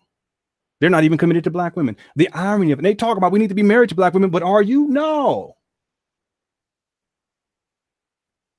The irony of it all. See, so many of us Black men, we wouldn't even have a need to be compelled to try to join some group, or really, in some cases, join these cults with these men, these Black men who are talking all this talk, but it makes us feel good about ourselves. It makes us feel as if we're connected to something that is greater than us. But really what we're looking for, we're just looking for a relationship with our Father that we never had. And see, if you have that type of relationship with your Father, and I know this from dealing with my own sons, that you won't feel compelled to try to feel as if I got to find me another Black man. I got to find some Black man that can speak on my behalf, that can represent me, that I feel as if he has my back. He'll say the things that I've always wanted to say, but I'm a coward to say, but he'll say it anyway. He'll call the women and bitches. Oh, I'm not going to do it. He'll call them bed witches, but I'm not going to do it. He'll call them maggots and hoes and hoochies, but I'm not going to do it to their faces. But because he does it, and because he's talking about we're fighting against white people while we're disrespecting Black women, it makes me feel as if I'm part of something that is greater than me. Boy, sit your ass down. The problem is that you haven't ascended into a level of manhood, because when you ascend to a level of manhood, you don't feel compelled to try to associate yourself with some sort of group or guru figure or some sort of quote unquote leader. And the leader himself, part of his whole platform is disrespecting Black women in the first place. Sit your ass down. and learn these lessons. These are hard lessons to learn, but this is the truth, ladies and gentlemen. You'll be amazed at how many black men, the reason why they became emotional because of the Phil situation was because they felt as if their own father, in a sense, someone that they supported, someone that they believed in, their superhero, betrayed them. And this triggers unresolved childhood trauma of their father betraying them, their father abandoning them, their father saying and making promises but not coming through with those promises, the father leaving the family, the father not being about what he said he was about. Y'all understand what I'm saying here now? Hard lessons to learn. But you better learn these lessons, because this is an area of your own personal development that you can engage in to improve upon the quality of your character, and then also to not be manipulated, and then not be so motivated and moved to be manipulated in such a way to where not only are you influenced in such a way to where you begin to accept your own levels of inferiority as it relates to white people. They're so oppressive. They got all this power over you. You don't have no power to do anything. You don't have the power to actualize your reality. They're all oppressing you. They're all white people are racist. Not only are you disempowered, you're being so black disempowerment, but then you're also being fed this steady diet, this toxic diet of disrespect of black women. Well, see, you wouldn't even go there if you was firm and strong in yourself as a man, and that's a process in and of itself, especially for those of us who didn't grow up who grew up without a father. That's a whole internal process, and can't nobody else do that for you. They might can encourage you, they can give you some inspiration, which I try to do. Sometimes, like, I may say things in a way that some of you men may get sensitive or may hurt your feelings in a sense. But look, okay, well, fine. It's the truth. Deal with the truth. When my boys act, I tell them the truth. It may hurt their feelings a little bit, but I look, just get over it. Let's go. No big deal. Let's move on. Get past the emotionalism, because it's not about that. It's about intellectualism and really thinking about what is it within me as a black man that I can kind of refine and get in order to where I won't put myself in this position where I'm looking externally for these, black leaders who are selling black disempowerment, and in the process disrespecting the women that I purport to love. So I want us to understand this, that when we talk about the reasonings behind why it is that so many people reacted emotionally, whether it is black women or black men, I think there's different things that we can dissect. But I think that those two things I've just brought up here, I think those are some of the core issues that we can actually talk about. Question again, why is it that so many people reacted emotionally? Someone that brought up they get jealous, insecurities. Maya, you're the one that kind of got me onto this topic. Yes, it's insecurities. We talked about that. Again, insecurities, the black male who sees someone like Brother Phil, as being this leader who's fighting against global white supremacy, and sees Phil as, kind of like this father figure, if you will, or a black man, a strong black man. When he finds, when the African-American male who sees him in this way, when he finds out that Phil has a white wife, and then the picture, or excuse me, I shouldn't say white, has a non-black wife, and then the picture surfaces, it triggers his own insecurities, meaning the African-American male who is looking at Brother Phil in that way. It triggers his own insecurities, and a lot of those insecurities stem back to core issues related to abandonment by his own father. A lot of us, we're insecure about that. Some of us, we get older in life, and because our fathers abandoned us as men, anytime we have any issue with a male, we react and totally out of pocket, totally over the top. Someone had sent an email the other day too. Why is it that these black men sometimes, there's a situation that takes place, and maybe there's a physical confrontation, and they might start to fight. Why do they fight in the first place? But then after the fight is over, then someone feels compelled to go and get a gun and come back and shoot somebody and kill them. What is that about? It's about insecurity. In machismo, you got to feel as if this gets really deep. It's all insecurity. Gang violence. Joining a gang is about insecurity. Feeling insecure, feeling inept, feeling as if you're not worth it, feeling as if you're not as powerful as you really are, feeling as if you have to feel as if you're part of something greater than yourself.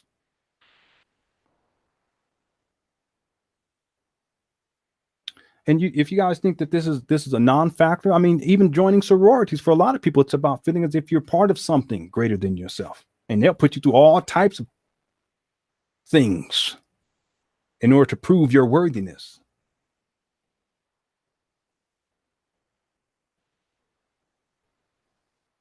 Mr. O'Boy says black men don't really care because they get non-black women daily, but black women don't have the option. Non-black men aren't checking for them. I don't know if that's true. Non-black men ain't checking for black women. I don't know if that's true. I think there are some who are checking, but I get your point. I get your point. Part of it, though, too, is just how men in general in society, we've been raised to kind of be predatory so we can go out and get what we want. But women, on the other hand, they have to kind of wait and accept what they're given.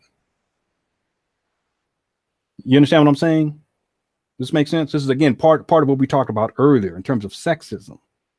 Like a man has, you have the power to go out there, and if you want to get with a quote unquote white woman, you can go ahead and do that. But a woman, you have to wait, and you have to wait, and you have to look at the options that are around you. And if the options are mainly black, you may have some other options. You can't pursue the other options. You have to settle for the black. It's so sad too. I don't believe in that. I'm sorry, people. I don't believe in that. You can get mad at me too. You know, some of you black women, some of you black men. But the way that I look at it is that a loving man is a loving man, and that if you can be in a loving relationship with a man, then you should choose that loving man. Someone who's going to respect you, he's going to care for you, he's going to provide for you, he's going to protect you, he's going to respect you.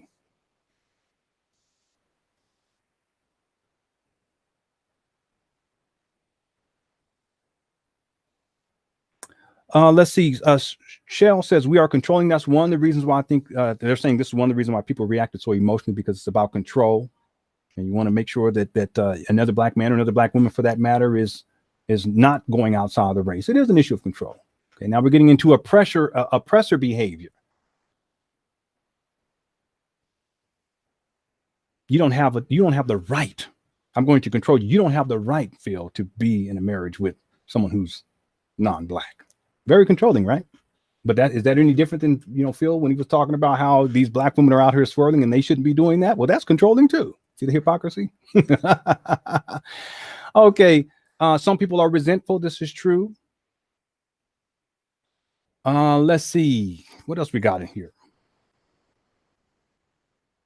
This is interesting. Now, I'll just read this. I won't respond. Butterfly says, BM, black men deep down are competing with black women, and that's why they're against interracial relationships with black women or for black. I understand what you're saying. This is a good. Thank you for this good question too, right here. Task asks, I understand the interdependency aspect. So yeah, interdependency aspect, but what does it have to do with being equal and equality? They are not mutually exclusive. So this is what I was talking about earlier, just in terms of the paradigm of the white supremacy hustle. Part of it is designed to cause black folk to not take personal responsibility for where they're at in the condition that they're in, not to see themselves as being empowered, not to see themselves as being an individual who has the power to actualize the reality that they want, because white people and white supremacy and racism is so overwhelming that there's nothing that a black person can do. Okay, that is an over-exaggeration. In point of fact, global white supremacy is an over-exaggeration. Here in 2018, it's a blatant over-exaggeration. But the real question, the question that this person is posing is, what does that have to do with being equal or equality? So more specifically, what does holding oneself personally accountable? What does it have to do with being equal and equality? Well, what it has to do with being equal and being equality is that developing equality in society starts with the individual. The individual has to see themselves as being equal in the first place. It doesn't matter if you're black or if you're, let's say if you're a woman, it doesn't matter. You have to in the first place, you have to see yourself equal human worth in the first place. And if you don't do that, you can't expect anyone else to see you as being equal, especially those who, let's say, don't see you as being equal. The problem is that the global white supremacy hustle is designed to make black folk feel as if they're not equal, because white folk have so much power over you. How can you perceive yourself to be equal if they have that much power? They have so much power over you that they can compel you to call your own women out of their names. How can you say that you're equal to these people if they have that type of power over you? They're stopping you.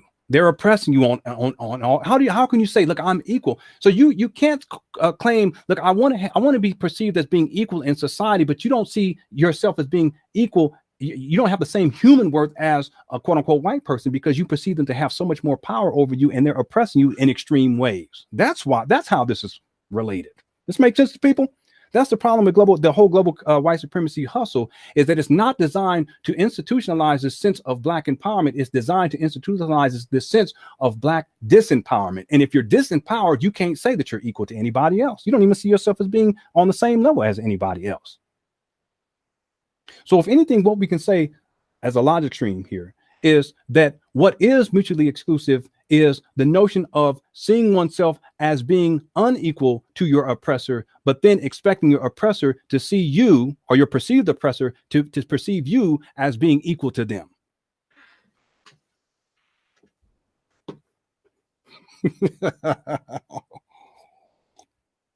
That's called a logic stream, by the way. I love those. Okay.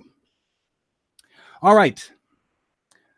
Yes, someone said, Shankia earlier said it's a mind thing. I agree with that. Taisha says, how's it going, Taisha? She says, low racial self-esteem and insecurity. Yes, this is one of the reasons why a lot of people yesterday, when they found out that Phil had a white wife, they reacted in a very emotional way. Men and women too, by the way. Racial self-esteem and insecurity. We talked about that. Okay, let me just read just a couple of them. I'm almost done too here, by the way. Let's see. Well, someone said it matters to people because he lied. Did he lie? I mean, because I looked into this. This is going to be the last question, because then I got two other things I want to speak on, but this will be the last question. I want to ask you all right here. You're so right, Dia. People are still living on the past timeline. You're absolutely right. I'm not even going to get into it, but you're absolutely right. I want to ask this question to you all. This will be the last question I'll ask, and then I got two things I want to point out. Then I'm going to get out of here.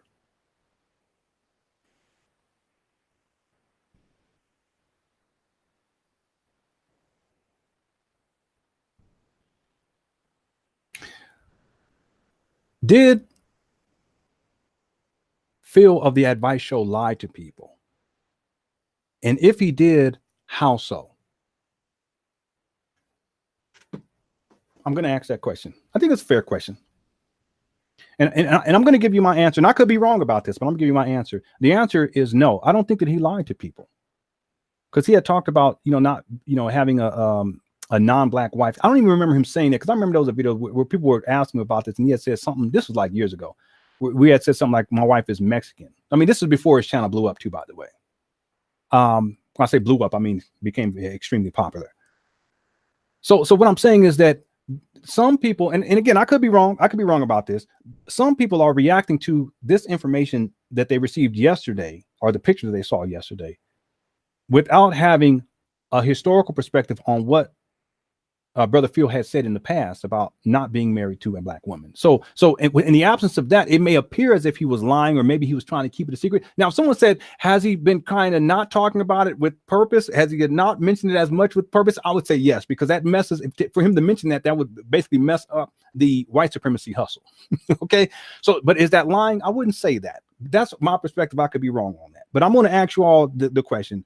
Do you feel as if the reason why people reacted emotionally was because Phil lied to people? Okay.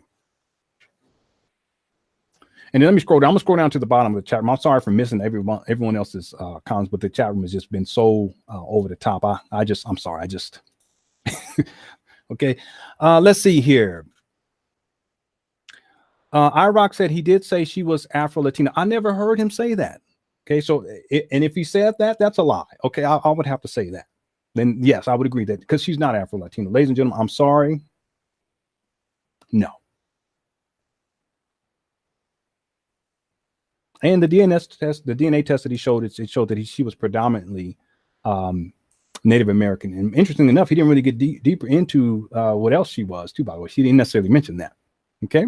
Someone said he said it once in a video. Okay, well, I'll have to take your word for it. I'm not going to call you a liar per se, but if that is the case, if he said that somehow that's kind of like spin, she's Afro-Latino, okay, that's a lie. That's very clear to me.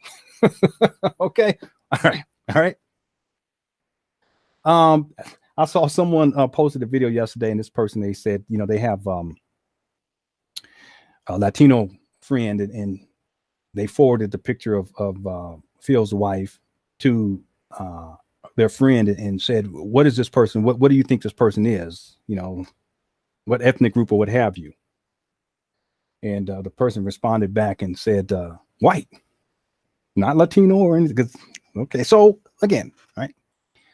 Okay. So did anyone else answer? Let me just look in here again. He said that his wife was Afro-Latino. That someone else said it again. I'm not sure if that's true, but still, I mean, I can take your word for it.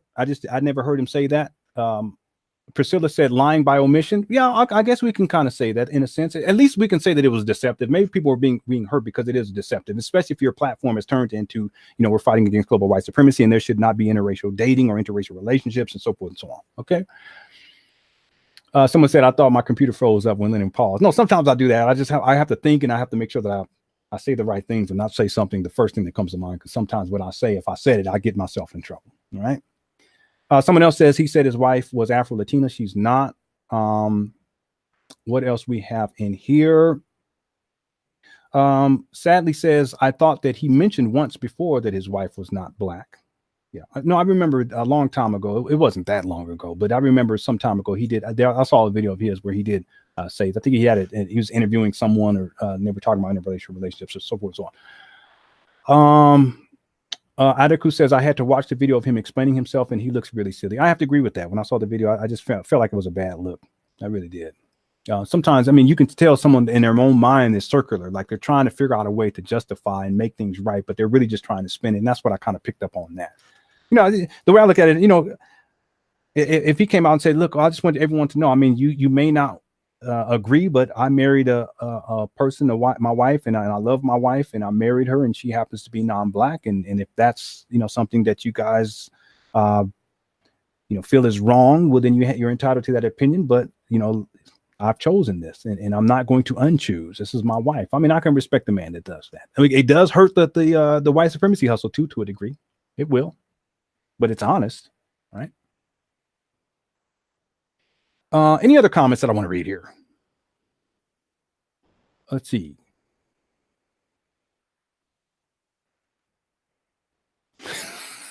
Oh my goodness. I know. I'm like, I can't read that. Okay. Let's see. Holly says something. It can be overwhelming to hear about racism, white supremacy on a daily basis. Yes, I mean, it's traumatizing to Black people to hear that, where people are projecting as being overwhelming. But if you look in your personal life, it's not overwhelming. It's not like white people are oppressing you in every 30, 60 seconds in every minute. It's not like that at all. But if you're under this notion that that is the case, it's debilitating. It's a form of trauma. It's trauma. It's you're traumatizing yourself. It's trauma. People become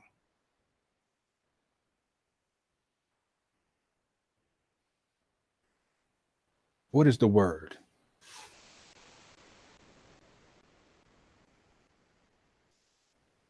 I can't think of the word right now.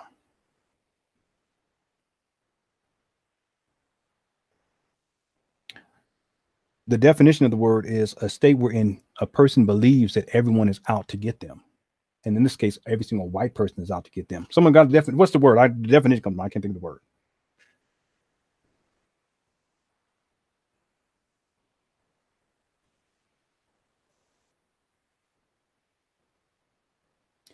Izzy says, never been attracted to white men, but I can't leave my house without being approached by one. Trust me, they love Black women too. I agree with that. I agree with that. Absolutely. People, I don't know.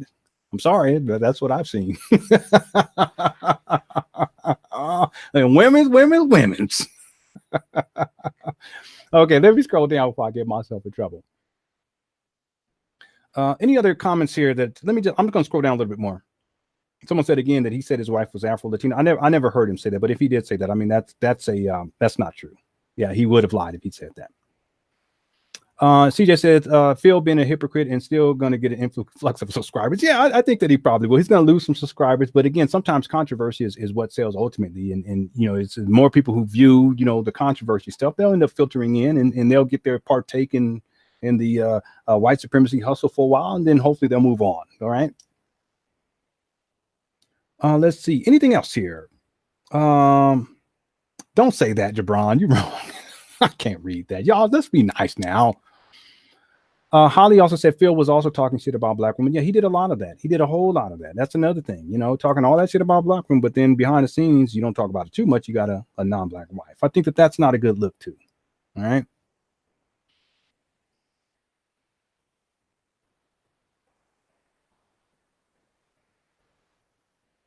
Okay. One of the things, yeah, that's the word. Thank you so much, everyone. Sinead, that's my mother-in-law. Thank you, Sinead. She says paranoia. It takes my mother-in-law to tell me to. Demon Gauzer says the same thing. Yes, you're absolutely right. That's what it is. A lot of people, because they're overwhelmed with this notion of global white supremacy, they become paranoid. And I mean, that's disempowering too. I mean, everything is about race now. I mean, Bill Cosby is about race now. No, I mean, come on, people. You can't say that everything is racism, or can you? See, here's the thing. If you believe that everything is about race, that everything comes down to racism, then what that means is that your orientation to global white supremacy is that it is so overwhelming in your life that it dominates you. How can you ever feel like a man, for you men out there, with that orientation? It's impossible. I'm sorry. I can't live my life like that. People, I was talking, me and one of my friends, she's on YouTube here. We've been emailing each other back and forth, and we were talking about one of these people that, promotes this white supremacy hustle. And that the person that promotes this white supremacy hustle, we know behind the scenes what his life is like is in utter chaos and turmoil. I mean, it is horrible. We know this to be the case, but what is being presented to the world stage for most people, they may perceive it as, okay, this is a type of person I would want to become, this type of person, this type of leader that I want to follow. And I remember we were talking, and I told her, we were emailing each other back and forth. I said, I would never want to wish this person's life on anybody. That's how bad this dude's life is behind the scenes. And again, I've been around for long enough, and I've dealt with a lot of people, especially in the so-called Black conscious community, going all the way back to my second year in college. I was 19, I was 19 years old. I might've been 20. So we're talking about 22 years of interacting with different people, not just in the Black conscious community, but also in the conspiracy theory paradigm, which is mainly dominated by white men. You'd be surprised at how many people that their lives are just in total disarray.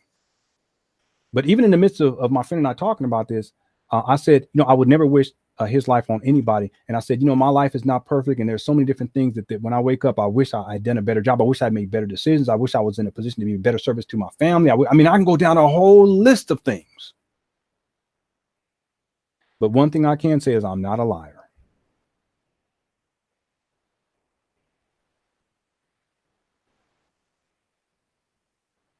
The other thing is I can't blame the things that I need and I must get in order. I can't blame the reason why these things are not in order is because of something external of me. It's unfair. It's dishonest. It's also disempowering. I can't say because I'm because of white people or global white. No, please. Y'all can miss me on that shit. To have that mentality goes against what it means to be a man. It goes against everything that manhood stands for. See, part of being a man is recognizing that you have power and that you have influence to actualize the reality that you want. And even the areas of our lives that are not in order, as a man, you recognize that. And then you ask yourself, what do I need to do right here, right now to change things for the better? And see, when you have a family and when you're a committed husband and father, it takes everything to the next level, because now you got to say, what do I need to get in my order for the sake of my wife? What do I need to get in order for the sake of my children right now, as opposed to saying, you know what, I can't, because global white supremacy is so oppressive and it's stopping me from doing this. A, B, C, ain't shit stopping me but me. Is there racism? Yes. Have I dealt with it? Yes. Is there police brutality? Yes. Have I been abused by police? No, but I have been, what's the other term? I've been stopped and searched unnecessarily and it wasn't fair, and there was a part of me that says, okay, let me just comply so I can get home. There won't be any kind of situation where I end up in a casket. Yes, well, I understand all that exists, but I can't blame inequality on the reason why I can't succeed or I haven't succeeded in certain areas of my life, because ultimately it comes back to me. I have to figure out a way as a man to transcend. That's the power of manhood. And that's why this white supremacy hustle is so dangerous. And it's also, it does a disservice to Black people. But it's extremely profitable. And Phil knows this.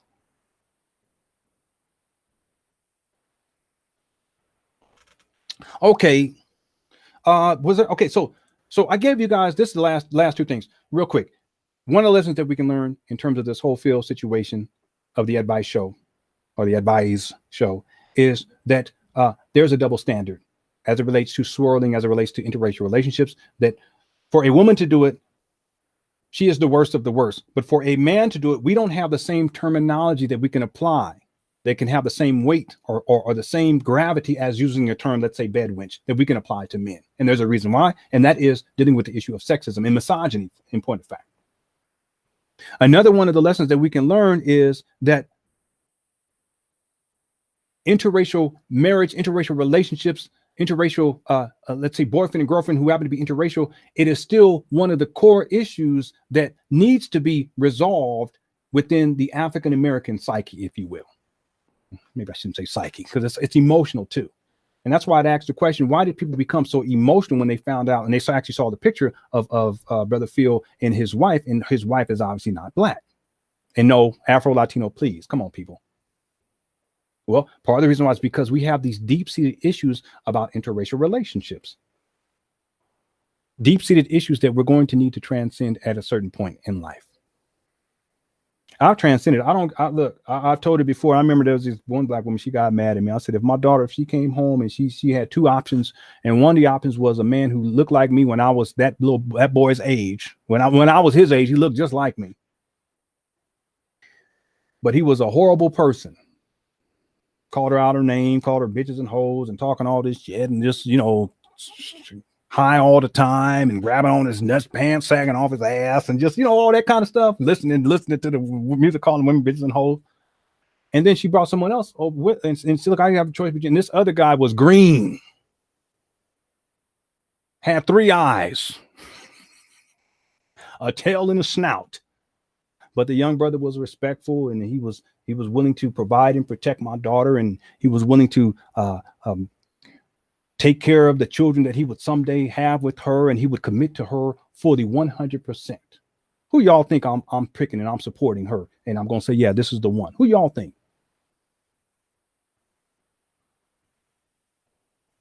Well, ladies and gentlemen, green would be the thing. 3-eyed raven. Come on, bro. Come on, son. Come on up in here. You got 3 eyes. That's okay. Don't worry about it. That's okay. That's all right. Y'all think I'm bullshit. I'm not bullshit.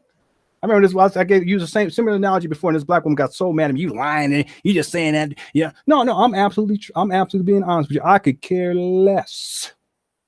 Skin tone, skin color makes me no difference. We don't play that game in this household. Because at the end of the day, what I want for my daughter is a man of character. Can there be a man of character who, let's say, look like me? And well, yeah, absolutely. But if he's not, well, he can get his ass on. That simple. But again, this speaks to one of the issues, one of the lessons I think all of us, we need to learn, especially in the African-American community, is that one of the issues that we need to resolve internally is this issue of interracial relationships. Why is it such a problem for you? And you have to answer honestly and then begin to engage in the personal work to move beyond that. It should not be an issue for you. It doesn't mean that you can't have a preference. If you have a preference, you should have it. As an example, I have a preference for women who have natural hair. Does that mean that, I can dictate to other people that, no, you shouldn't be, you can't have no woman with weave. You hear this talk? There's a lot of this white supremacy hustle talk too, by the way. They're meaning how black women dress and how they, the hair, you want to look like white women and this and that. Y'all hear this? So you can have a preference. There's nothing wrong with having a preference, but that shouldn't mean that you can dictate to other people and demand and feel as if you have the control to dictate to someone else the type of woman that they may have a preference for, or the type of woman that they need to marry or be in a relationship with. So there is nothing wrong with preferences, but there is a problem with dictatorship. And that's one of the problems in the African-American community. We tend to want to dictate to each other and control each other in these ways. Well, ladies and gentlemen, that's an internal issue. That's something that you're going to need to work with within yourself. And I'm going to tell y'all something. When you transcend that paradigm, the world opens up to you and the possibilities open up to you too. The other thing is that the options open up to you to begin to be able to see more and more options available to you. And you won't be choosing the wrong type of men just because they look a particular way, or the wrong type of women just because they look a particular way, because their skin color looks a particular way, or because they booty big. It's deeper than that. Yeah, preference. Ain't nothing wrong with that. Okay. Last thing I want to say here, and this is just getting back to the issue, because I think this has really just turned into this. It's really turned into about the white supremacy hustle, and this is very profitable. Phil knows this. Unfortunately, he knows this, but I don't necessarily think that he believes in it. This whole mission, we're going to fight against white people, we're going to fight against racism. I don't think he believes in that. And a lot of these people who promote all of this, and now every word that comes out, every other word comes out of their mouth is white supremacy. They don't believe in it either. That they're fighting against it because these are the same people that call black women bedwenches, bitches, hoes, hoochies, hood rats, maggots, etc. Yes, it is mutually exclusive. The only way that someone would say that no, you can be pro, quote unquote pro. I hate using the word because it's so ridiculous. You can't be pro black as a black man while you disrespect black women. The only men who talk like that are misogynists. And if that's part of your platform, okay, well, look, stay in your lane. And for you women out there, you need to be very careful about that. And for you men out there, you need to be very careful too, because under the guise of fighting against global white supremacy, you may just be being indoctrinated into having more levels of hatred and adopting a misogynistic orientation towards your own women. And somehow you're fighting against white supremacy in the process. That's not even intelligent. So the white supremacy hustle, this is the third thing that we can learn. It is about black disempowerment. It's not about black empowerment.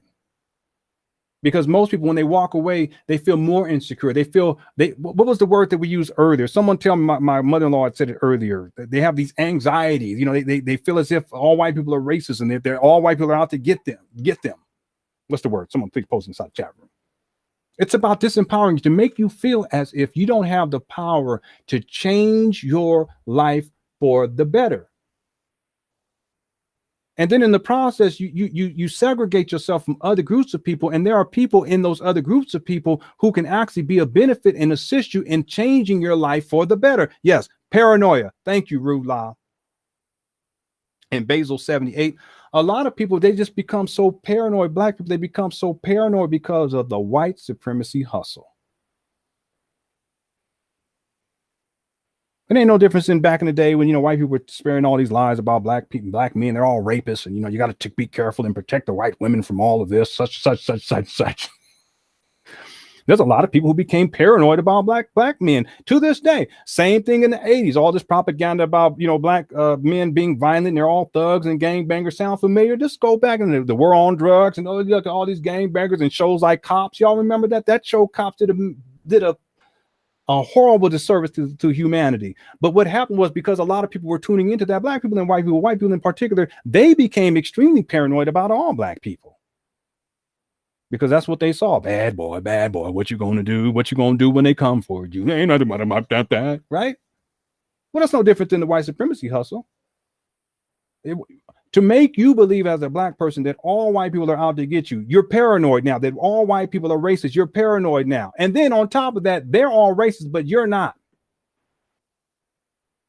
But I can't be racist because I don't have power and control. Well, there you go. I just told you. Didn't that what we just talked about? You got to have power and control to be racist. So you don't have any power or control to influence other people's lives? Not at all. Well, that's exactly what I said. Number one, in terms of white supremacy hustle, it's about black disempowerment. You don't even have you so disempowered that you can't even influence a white person's life in a good way or a bad way, which is a bunch of bullshit too, by the way.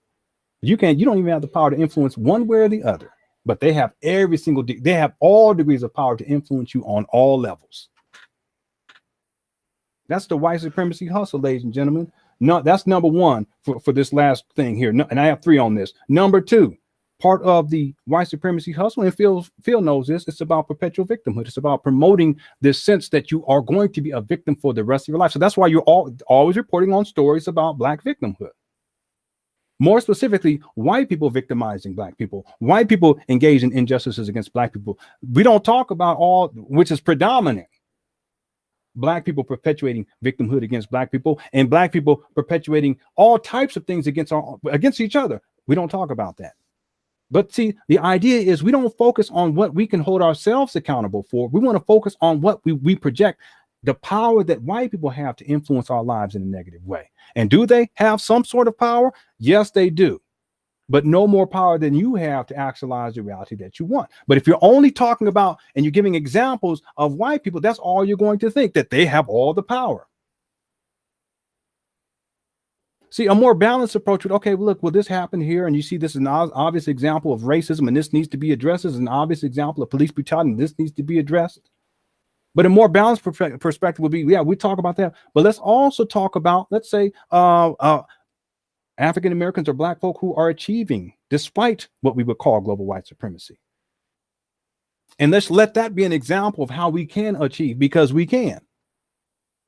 What about that doctor or that lawyer or that astrophysicist who happens to be an African American? Let's report on that person too.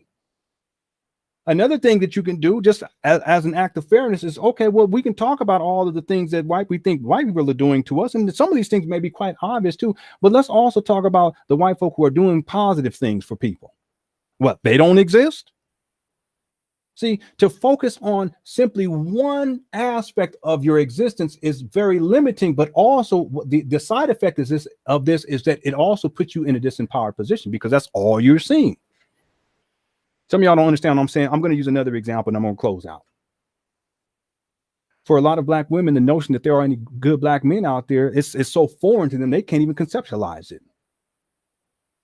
But is that the truth? No, it's not the truth. You'd be amazed at how many Black women, as soon as you bring up Black men, they start getting agitated, and you can tell, they start typing all this now, all caps and, exclamation marks, and they cursing and all this. Whoa, why are you reacting like that? Just because I posted that there are some good Black men out here, why you got to get like that?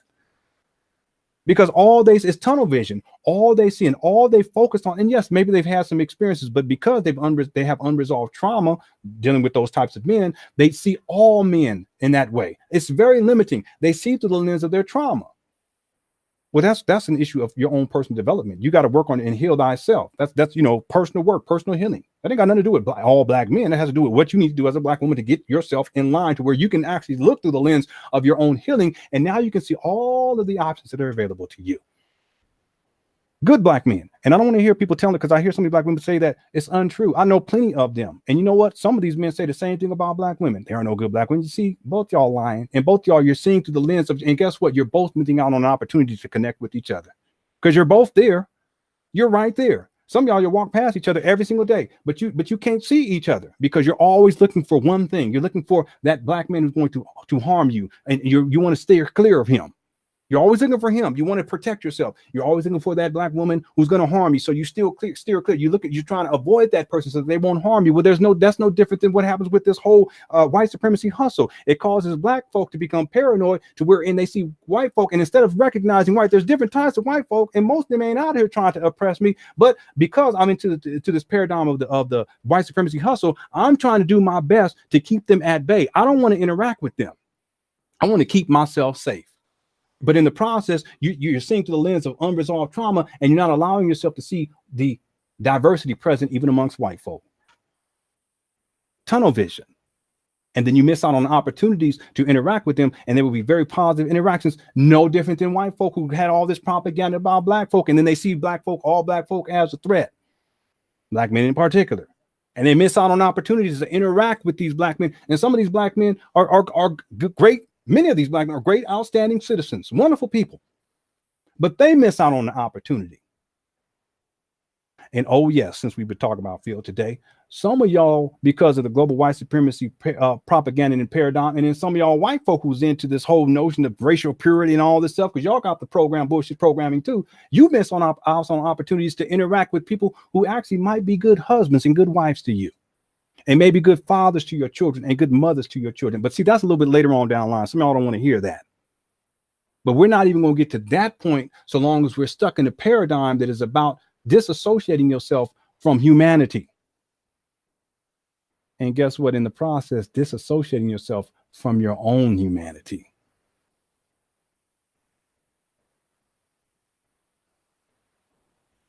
Perpetual victimhood, Black disempowerment. And of course, I said it before, the white supremacy hustle is about external focus versus internal responsibility.